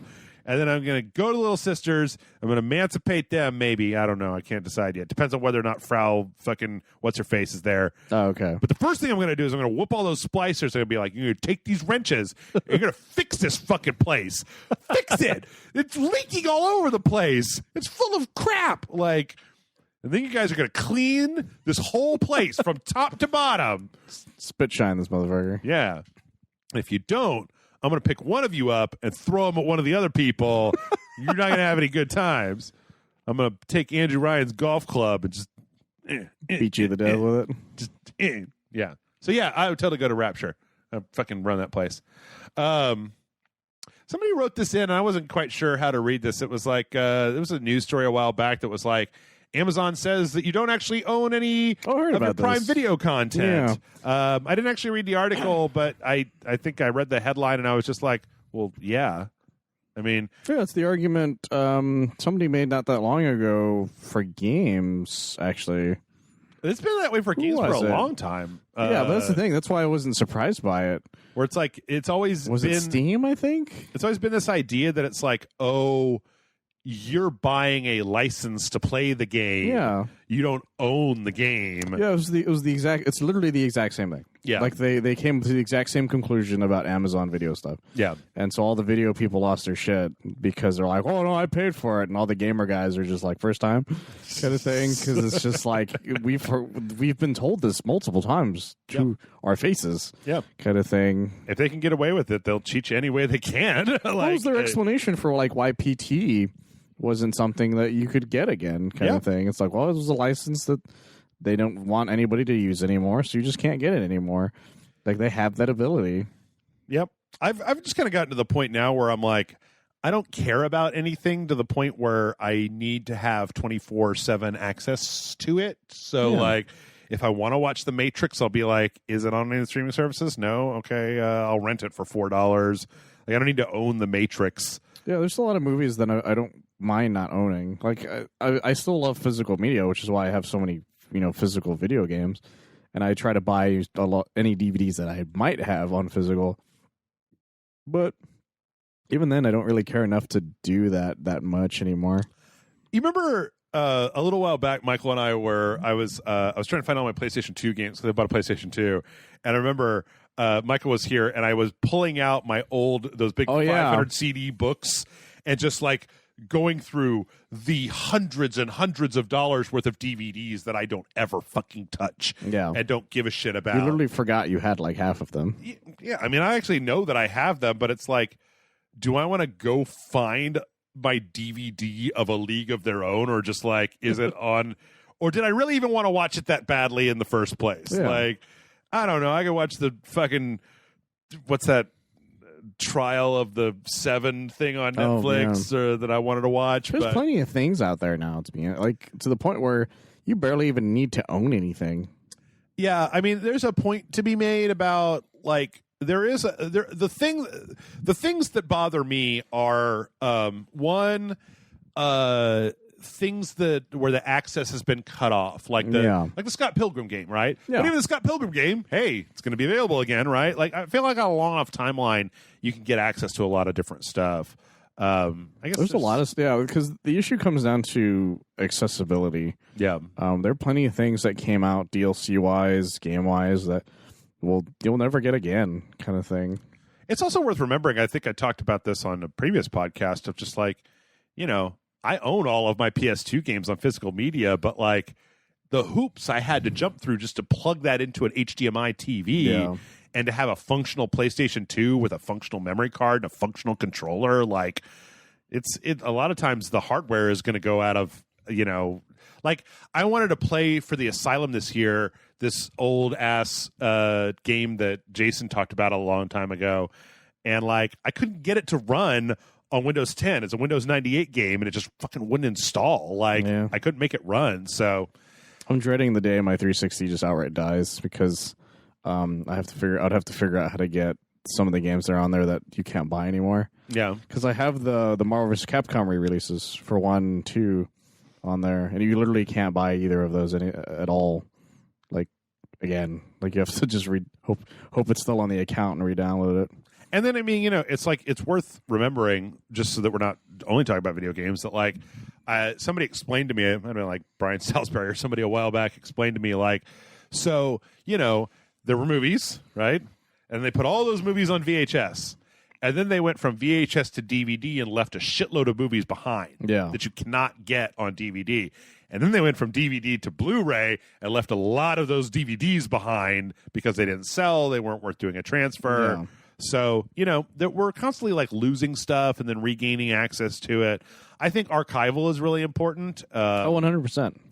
But, like, hey, if you want to play No One Lives Forever 2, like me, you have to buy a used copy of No One Lives Forever 2. Like, it's not available to purchase on Steam or GOG because it's got a huge rights issue. It's like triple owned between like Warner Brothers and like Atari and somebody else. That's crazy. Like how some of these games can't be re-released because of the weirdest possible licensing things. Or like, what was the whole thing where like the music in Daria, like you couldn't. Oh yeah, like it swapped it all out. And it was like, well, that's stupid. Why would I want to watch Daria without like the 90s music in it? Yeah, so.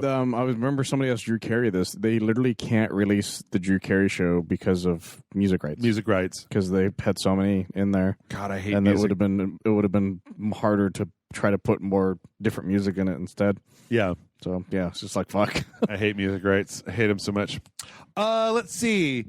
Jamilia writes in and says, hey, Jeff and Michael, I was just wondering which streaming service you think has the worst layout. For me, it's Amazon Prime because their search feature is slow to respond, no automatic subtitles for foreign language TV shows / movies, and as an anime fan, it is 1,000% garbage as it never advertises any new streaming anime that it has, and you have to look for it by name. You would think that with the money Amazon is making, they would be able to hire people to make a better site. Love the show. That is from Jamilia. Amazon is kind of the worst, right? Oh, yeah, it's 100% Amazon. God, it fucking sucks so bad. Like, you never know what's on there. Yeah. Like, what's you been just sort added. of hope for the best. Like, you end up just finding out through the internet what tends to be on it more than anything else. Yeah. and or sometimes a quick Google search to be like, what's on this thing, kind of thing. They all suck though. They're all bad. Like Netflix, like I mean, when I load up like you're talking about the streaming services, yeah. When I load up like the Netflix app on my TV, I can't tell whether the first thing on the list is going to be like the other day I loaded it up. I just wanted to see like what was new on Netflix. And first off, what Netflix considers to be a new release in quotey fingers, it's not. It's not. If Amazon put it out, they'll show you something that's 9 months old in the new releases category. Yeah. But sometimes on like the PlayStation or like my LG TV, the interface doesn't even have new releases on it. Yeah, it's a pain in the ass. It's just like continue watching. Did you want more shows like the crime drama? Would you like more quirky suspense thrillers? And I'm like, no, what's new? And they're like, anime. Will you watch this, or you might like this. God damn it, that's not what I'm asking. Right. Here's like 4 rows that are like the top 10 things on Amazon or on Netflix this month. And like Hulu, goddamn, They did an update that I hate recently on Hulu. Oh yeah, for their interface, like their new interface. I'm like, man, I hate this. I don't know how it's possible on Hulu. I don't know how they did this. Where like, if I watch an anime that is Japanese on Hulu, I would like there to be subtitles. If I watch an episode of American Dad, I would like there not to be subtitles, and I don't want to have to like manually switch on or off the subtitles. In the ass.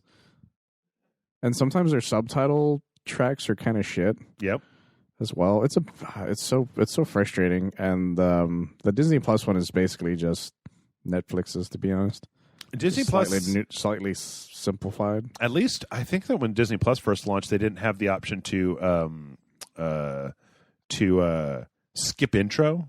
Yeah, that was something they eventually added. Yeah, a lot of them did that eventually after Netflix did it. Also, any streaming service that doesn't have that Netflix, like when you go forward in the thing, it shows you like a preview of what's there. Yeah, like I think that I hate when it doesn't have that. I don't think Disney Plus has that, which is real fucking irritating when you're trying to watch Hamilton and go to a specific song.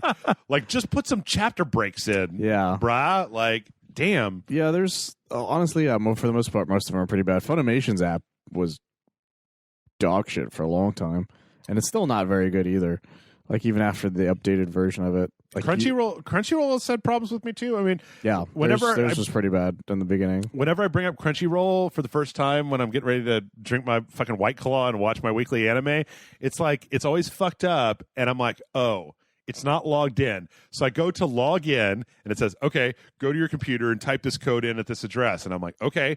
So I go to my computer, and I type in that address, and I start to enter the code, and then it's like, JK, we're logged in now. Yeah, holy shit. And I'm like, what? Why? Log in every time. Don't make me do it. Yeah, I remember when because I used to use it to watch Dragon Ball Super as it was coming out, and I would have to like wait like 10 minutes almost for it to finally be like, oh, wait, you are logged in. I'm like, oh, fuck you guys. Also, I'm going to be real honest with you. If there is any service, if there's any streaming service that could use a skip intro button, it's fucking Crunchyroll. Oh, yeah. Holy shit. There's a lot of anime's intros are very long. Yes. They'll be like a minute long. And they don't, yeah. Then Crunchyroll keeps the some of the mid stuff. Like the stuff that would be like the advertisement thing, but there's no advertisement, so it's just like this weird break gap, and you're just like, well, what the fuck? Yeah, I agree. They're mostly pretty bad. Most streaming services aren't very good, or like they're just difficult. You just deal with it, kind of thing. Netflix. Before we leave, we need to make sure though that I don't let Netflix get away without one more slam. Fuck you, Netflix. I don't want to see a video preview with audio when I tab over something. Yeah. I don't want to see the trailer for the thing running in the background. And sometimes it's not even a trailer. It's just like it's just the first like minute or something. Disembodied scene from the middle of the movie. And it's like, what?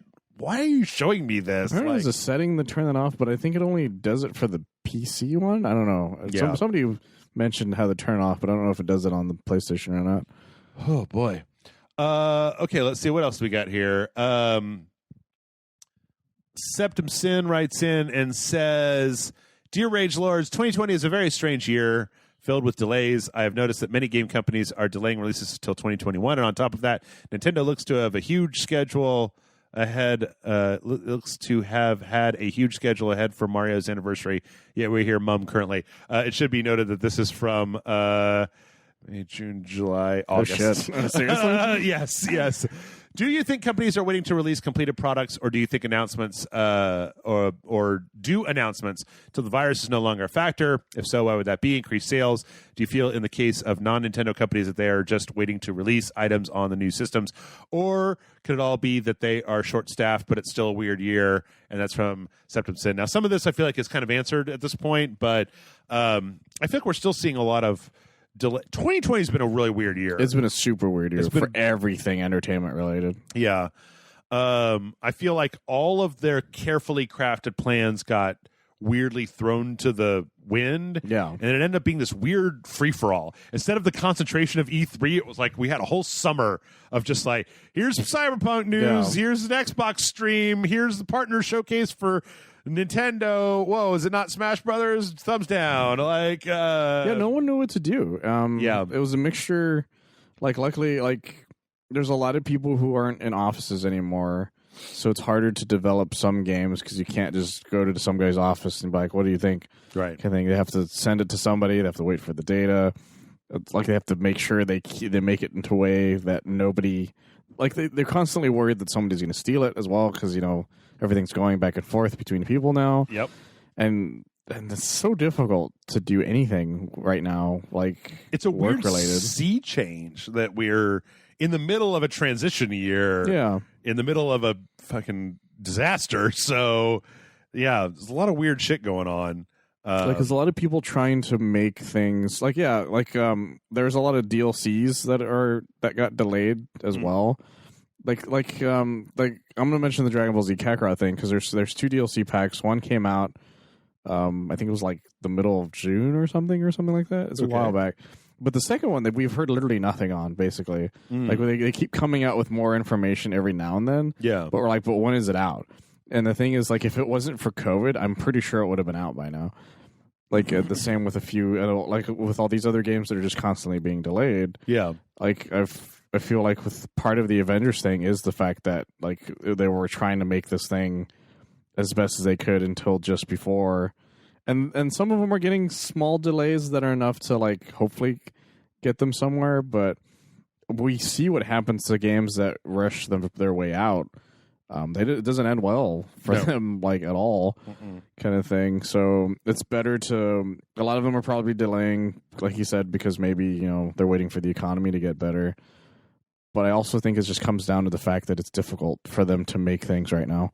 It's funny because I actually think that probably the game industry has been one of the most successful industries of this year. Yeah. Because they were able to transition to working from home, whereas like the movie industry just continues to be a stubborn bitch and like, no, push 007 back further, more. Yeah. Like, I mean, what was it? Was it you that was telling me like Sonic the Hedgehog is going to be like the best grossing movie of the entire year? I think it's the highest grossing movie this year because nothing else was allowed to come out. And like we talked about on a previous podcast, how just like this year is like fucked up the Marvel cycle hard. Oh, 100%. Like, yeah, it's really strange. It's really, really strange to see. Also fucked up, DC's entire plan. Yeah. Like everybody who had this whole overarching plan just can't do it. Yeah. Well, it's like this is the perfect time to transition into like letting me pay $30 to rent Black Widow for 8 hours. No, of course, I totally would have done that. But this is the perfect. Honestly, this is the best time to release, like to say, hey, pay $25 to rent something. Yeah. And people are willing to do it. Like we spent the money on fucking Bill and Ted 3. Yep. Kind of thing. And I didn't regret it at all. Man, I was so close. So close to getting. I just didn't really like push it. Maybe I should to doing one of those AMC theater rentals to see Tenet. But I think I'm the only person who like really, really, really, really, really wants to see Tenet because I just need like I need like 5 or 6 people to chip in like $10 a piece, and then it's like I'm only paying $40 like myself. But I don't know. I that just goes to show like I don't know how. I wonder how much theater there's going to be at the end of this. I mean, I guess they're still there. They haven't like closed them, right? But they're dangerously close. Yeah, especially the AMC, which is one of the reasons they're doing that to begin with. I wonder if holiday season's going to fuck them up. If we end up, not to get too real, but if we end up going into a second lockdown, if that's going to be like the end of it, because they can still kind of pretend, and I'm sure they're getting some traffic at this point. They're getting some traffic, but the issue is they're not getting anything big. Yeah, that's the issue. Like they're constantly like, oh, this one movie is going to come out. Let's just get everything ready for it. And then like they'll be like, nope, Wonder Woman got delayed again. And they're like, well, what the fuck, kind of thing. Right. But our whole plan around this thing, like Tenet was that thing where they're like, oh, we have a whole plan. Everything's going to ride on Tenet. And then it didn't do anything. And everyone was still refused to put it out on video on demand. Exactly. Like I remember there's so many like memes about it. I think my favorite was because you've seen Uncut Gems by now. There's a picture of Adam Sandler from Uncut Gems being like him talking to the studios going, "Oh, totally make your money back." Yeah. Let's do some Discord questions, then we'll wrap it up here. Let's see. I think the one that we stopped on was Risky, who wrote in September. And said, that's how far back this has been, guys. A hopefully fun suggestion for you. Combine Microsoft Flight Simulator with the Rage Select podcast. Either you or your guest co-host flies you to Taco Bell or Mount Rushmore or wherever and read the news and answer questions while doing so.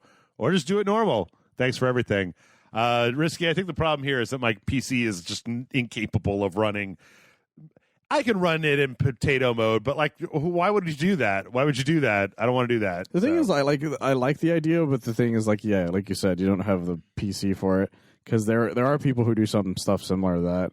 Like, did you hear about the guys who did the 16-hour stream? No, so flew in real time. That's what they did. Is they built like a cockpit set, and they I did hear about. Yeah, they sat into it, and then they did a flight from like LA to like Dubai or something. Okay. If I remember correctly, but it's like a 16-hour flight. Uh-huh. So they were all just sitting there shooting the shit, trying to fly this plane and like causing it to do like terrible things kind of thing for 16 hours. But they took turns with some of the people coming in and out. So it was kind of podcasty in that way. Let's see. Mike writes in, I'm not entirely sure what this is about. It says, Dear Rage Select Podcast, in light of the gold-plated PS5 announcement, which at the time of me writing this hasn't been reported on by any sites I recognize, so who knows if it's real. What is your favorite tone-deaf piece of corporate marketing that you've seen? Yeah, I remember when they announced that PS5 gold-plated or there was a platinum-plated too one, if I remember correctly. Jesus. They were really expensive. Because I remember seeing it was when I was looking for PS5 pre-order stuff. Uh-huh. And one of them's like, well, there's a new PS5 pre-order, but there's a catch. It's like $1,000 or something like that. But I think the most obvious answer is the Apple Watch that was $15,000. That was gold. Oh yeah, that like smartwatch. Yeah, like ugly ass smartwatch. There was a great, I think it was a college humor video on it, where it was just like, why you should buy one because it shows you're better than everybody else. Like it was just this like pompous dude talking about like. Being like, why did you get it? Because it's $15,000 and I'm better than you, kind of thing. Like, it was so stupid. It was like, what the fuck, guys? Tone deaf marketing. This may seem like a weird cop out. My favorite tone deaf marketing was the PlayStation 3 commercials. Well, I don't even know what to call them. I don't even know if they were tone deaf, as in just what the fuck is going on. There have been some real winners in the whole video game era. Yeah. There was it PlayStation 2 where they sent out the like you've got a disease, like a gaming disease letters to people, and then they were like calling their doctors. That. There was that. I am not a fan, but it is amazing that somebody approved that PSP White ad. Oh my god! In Europe of the woman holding the black woman by the face. Terrible fucking ad. How did you? How? Oh. But like Sony's marketing division was fucking crazy for a while. Like, well, for years. I think the only one that stuck was what the hell was his name? Andrew? Was it Andrew Butler? Something Butler. Kevin Butler. It might have been Kevin Butler. Yeah. It was the fake the president of Sony. Yeah, best E3 ever. With that And he guy. was the fucking He was best, the and they guy. fired him for the dumbest fucking reason. Yeah, they surely did. And I I watched a compilation of all of those a long time ago, and I'm like, man, these are still solid. Yeah, it was good. They should bring his ass back, to be honest. He would be great as Kevin Butler. He would be great as the PS5 launch. Like if on launch day there was like a whole new set of PS5 commercials with Kevin Butler. I would totally be down for that. Oh, that was But yeah, so cool. you remember PSP Nut? The Yep. PSP Nut commercials? Yep. Holy shit. It It's was a nut you can play outside. Yep. It's like, what? It was so weird. It was so fucking weird. Dumb. Also, I remember this one years ago. I actually thought it was a fever dream until fairly recently, which is the PS9 commercial. Okay. So years ago, in a movie theaters, during a I don't even remember what movie it was, but it was a PS9 commercial. And this was around the time the PS2 was coming out. Because it was just like, oh, the PS9, it's like this orb thing that, yeah, like Jeff found it right now. And I thought it was a fever dream for years because for a while you couldn't find anything on it. Yeah. Like there wasn't any videos of it for a long, long time. And then all of a sudden it was all over the place. And I was like, oh my God, I didn't dream this kind of thing. Okay. And it was just this bad shit. And it was like, what is this? Was it a PS2 commercial? Yeah, I think it was for like when the PS2 was coming out, because it was supposed to be like, oh, we're like you're going into the future kind of thing. Yeah. All I know is that PS3 commercial with the baby, with the melting face baby. I was haunted by that. Where dream. it was like, what is this? What are you selling? Yeah, that commercial. I remember the first time I finally found a PS9 commercial. That was like it was so pixelated, like it was impossible to see anything. Oh my God! Oh, here's that baby. The baby found commercial. The baby commercial. It's like a giant PS3 in this white room with this baby, and the baby. Like, it's just weird. I don't know what marketing firm decided that this was the thing. Like, there's so many commercials like this. It was really, really weird. It was really strange. But I legitimately like this commercial because of how fucked up and crazy it is. Well, that was the thing, is they were memorable. Yeah. You had nightmares for the most part about them, but you remembered that the PS3 was a thing. Remember this one with the weird looking girl with the This is the one that freaked me out the most. With the weird unsized eyes. Yeah, because she had this like alien face, essentially. Yep. And it's just so weird. It's some weird shit, man. Go look for PlayStation 3 commercials. It's very strange. Like, this brings back like all the memories I had during that time.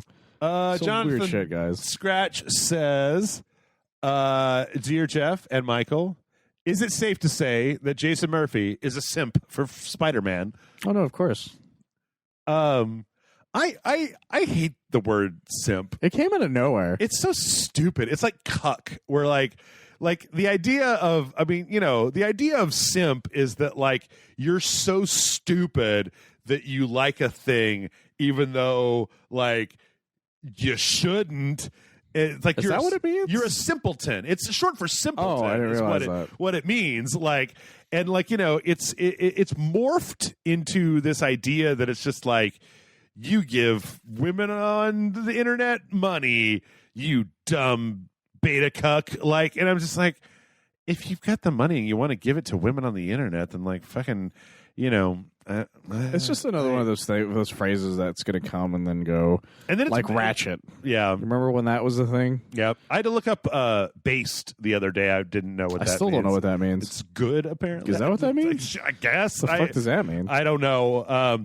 But see, then like simp, it just turned from like, it turned from this very specific, it's like cuck, right? Cuck, which is cuckold. And then it just turned into like, cuck turned into just like bad. Like you're bad. Yeah. Wimpy, right? It turned into like kind of wimpy, subservient, right? I used to know what it was. Right. And then it got strange and weird. And now simp just means like, oh, do you like a thing? You fucking simp. Liking things for dicks. Like, I don't get it. I don't get it. Fuck get you it. guys. I don't get it. I mean, what's the difference between a simp and a fan? Like in know. internet parlance. Like that you don't like the thing they like? Well, guys, this is Rage. Like, we're way past that. We're in the future. We're in the PS9, man. Like, fuck your simp shit. Yeah. All right, we have one more question, then we're going to wrap it up. The Simpsons. Kate Josie wrote in, and this is one I don't know that you have a lot in on this one, but I wanted to specifically address this because it has a very specific answer. Kate Josie wrote this in also in September and said, "Hey Jeff, I started watching Deep Space Nine and I'm almost done with the second season, but I'm still waiting for the show to get good. I like Odo and Quark is growing on me, even though he's terrible all the time. I haven't had enough time with Cisco. Kira is so bogged down with the plight of the Bajorans, who also suck. Dax is pretty cool, though her situation is incredibly confusing.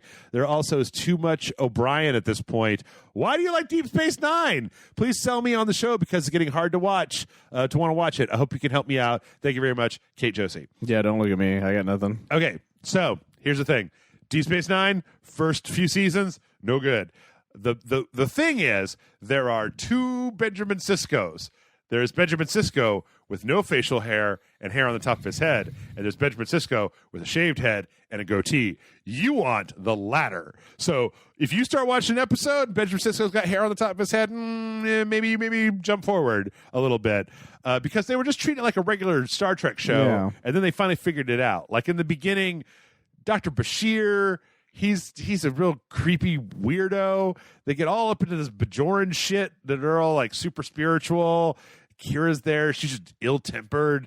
Odo doesn't know where the fuck he's from. But then, like, somewhere around season 3, like, Odo finds out where he comes from.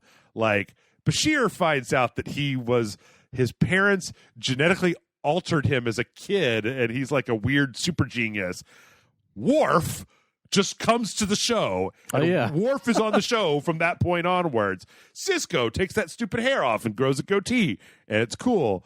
Like, Dax gets way more into it. The Klingons show up, then like the Dominion shows up, and then fucking Jeffrey Combs shows up as Wayun, and he's like there. He's like the most snivelingest guy.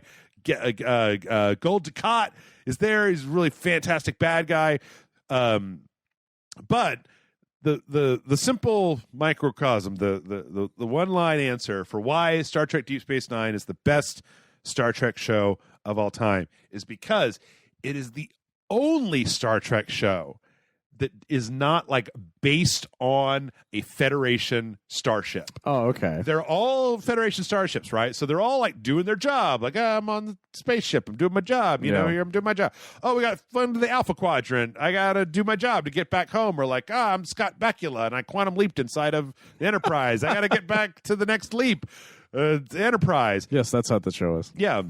Even the new ones, Discovery, Starfleet ship, right? Like Picard's not. Picard's not, but it's very steeped in Federation. Yeah, but like Deep Space Nine, the reason Deep Space Nine is cool is because like Benjamin Sisko takes over this space station, and it's run by a whole group of weirdos. You got the Ferengis that run the bar. You got this shape-shifting dude that runs security. You got this religious freedom fighter lady that comes from this planet down here. And like none of these people are in Starfleet. Like the Doctor, O'Brien, Worf, Dax, Sisko, they're all in Starfleet.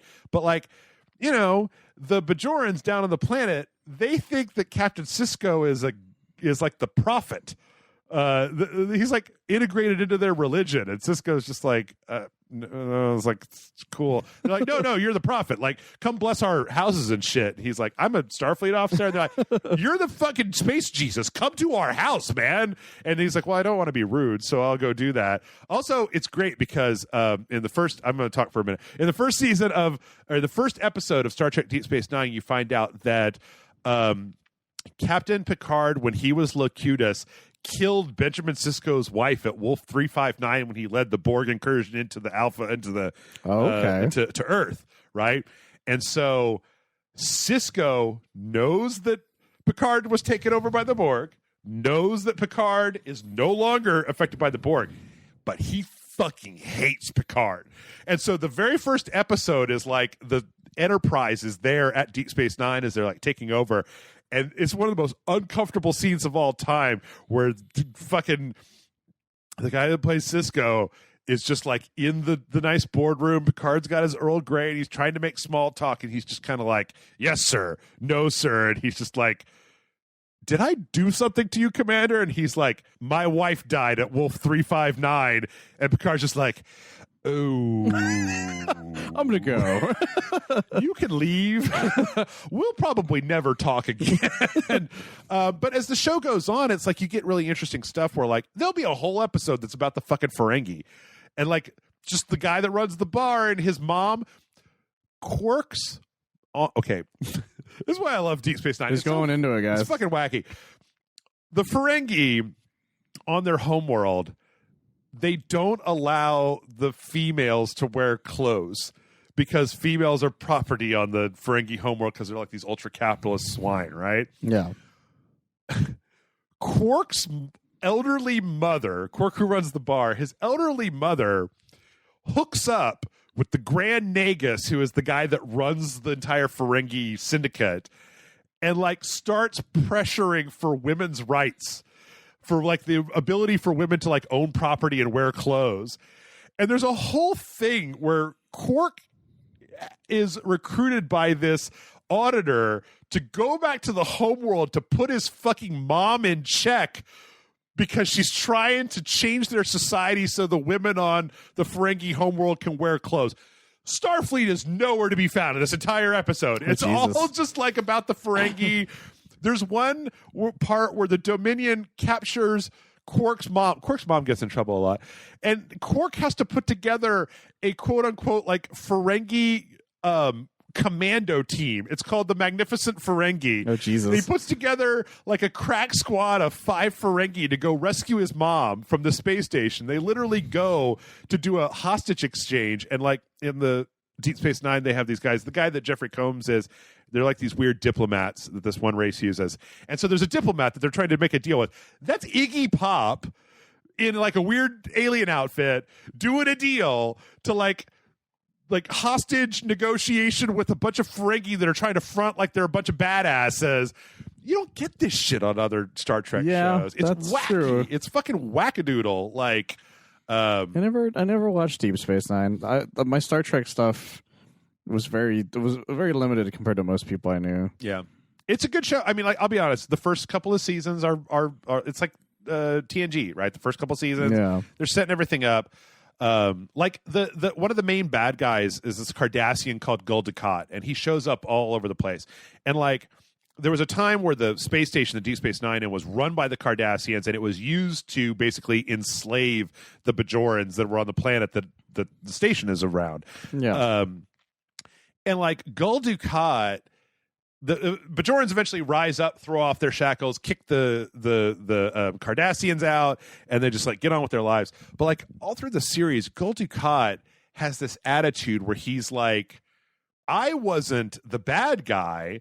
Like I would pick the best Bajoran women and have them like come up and feed me grapes and like service me sexually, thus taking them out of the horrible, brutal mind conditions that I couldn't do anything about. And he literally thinks he's like a hero.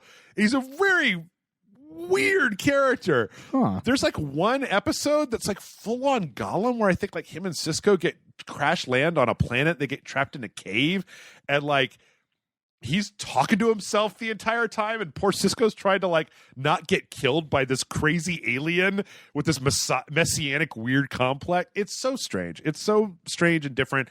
It's just very different. It's like when I talk about Star Wars, and I'm just like, I wish that we saw less of like the fate of the galaxy with Jedis and more of just like Dexter Jettster's everyday life, right? Yeah, that's the thing, yeah. Because there's all these stories that we never see because we're too busy being on a Federation ship that has to go fight the fucking Klingons. Yeah. Whereas, you know, there's a whole part, there's a war that happens. There's a whole episode. This is my pitch, right? There's so they have a holodeck in Deep Space Nine, but it's run out of the bar that Quark runs called Holosuite.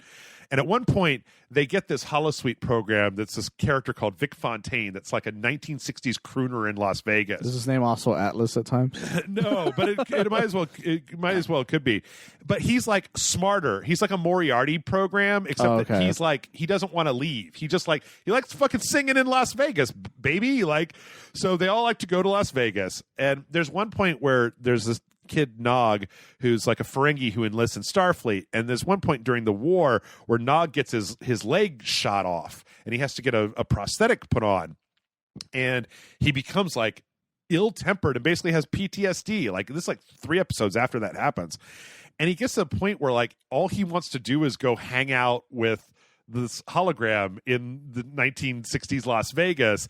And there's this whole weird thing about how the hologram's trying to like gently get him to like get back on his feet and go back out there into the real world. It's a very touching story. And it's like, when do you have an episode of Star Trek where there was like a weird Ferengi with PTSD that's like hanging out in Las Vegas with this artificial crooner hologram that's like teaching him how to like get past his war trauma? What kind of fucking show is this? That is crazy shit. Anyway, that's it. I'm so tired. I am too. Mail at RageSelect.com is the email address. Check out more from Michael over at oneofus.net. And if you get a chance, go buy Jason Murphy's book, Killer Candy, on Amazon. I think I'm just going to collapse on the floor right here so you can let yourself out. Don't take anything. Leave my dog. You can have whatever else you want. It's fine. No, I'm good.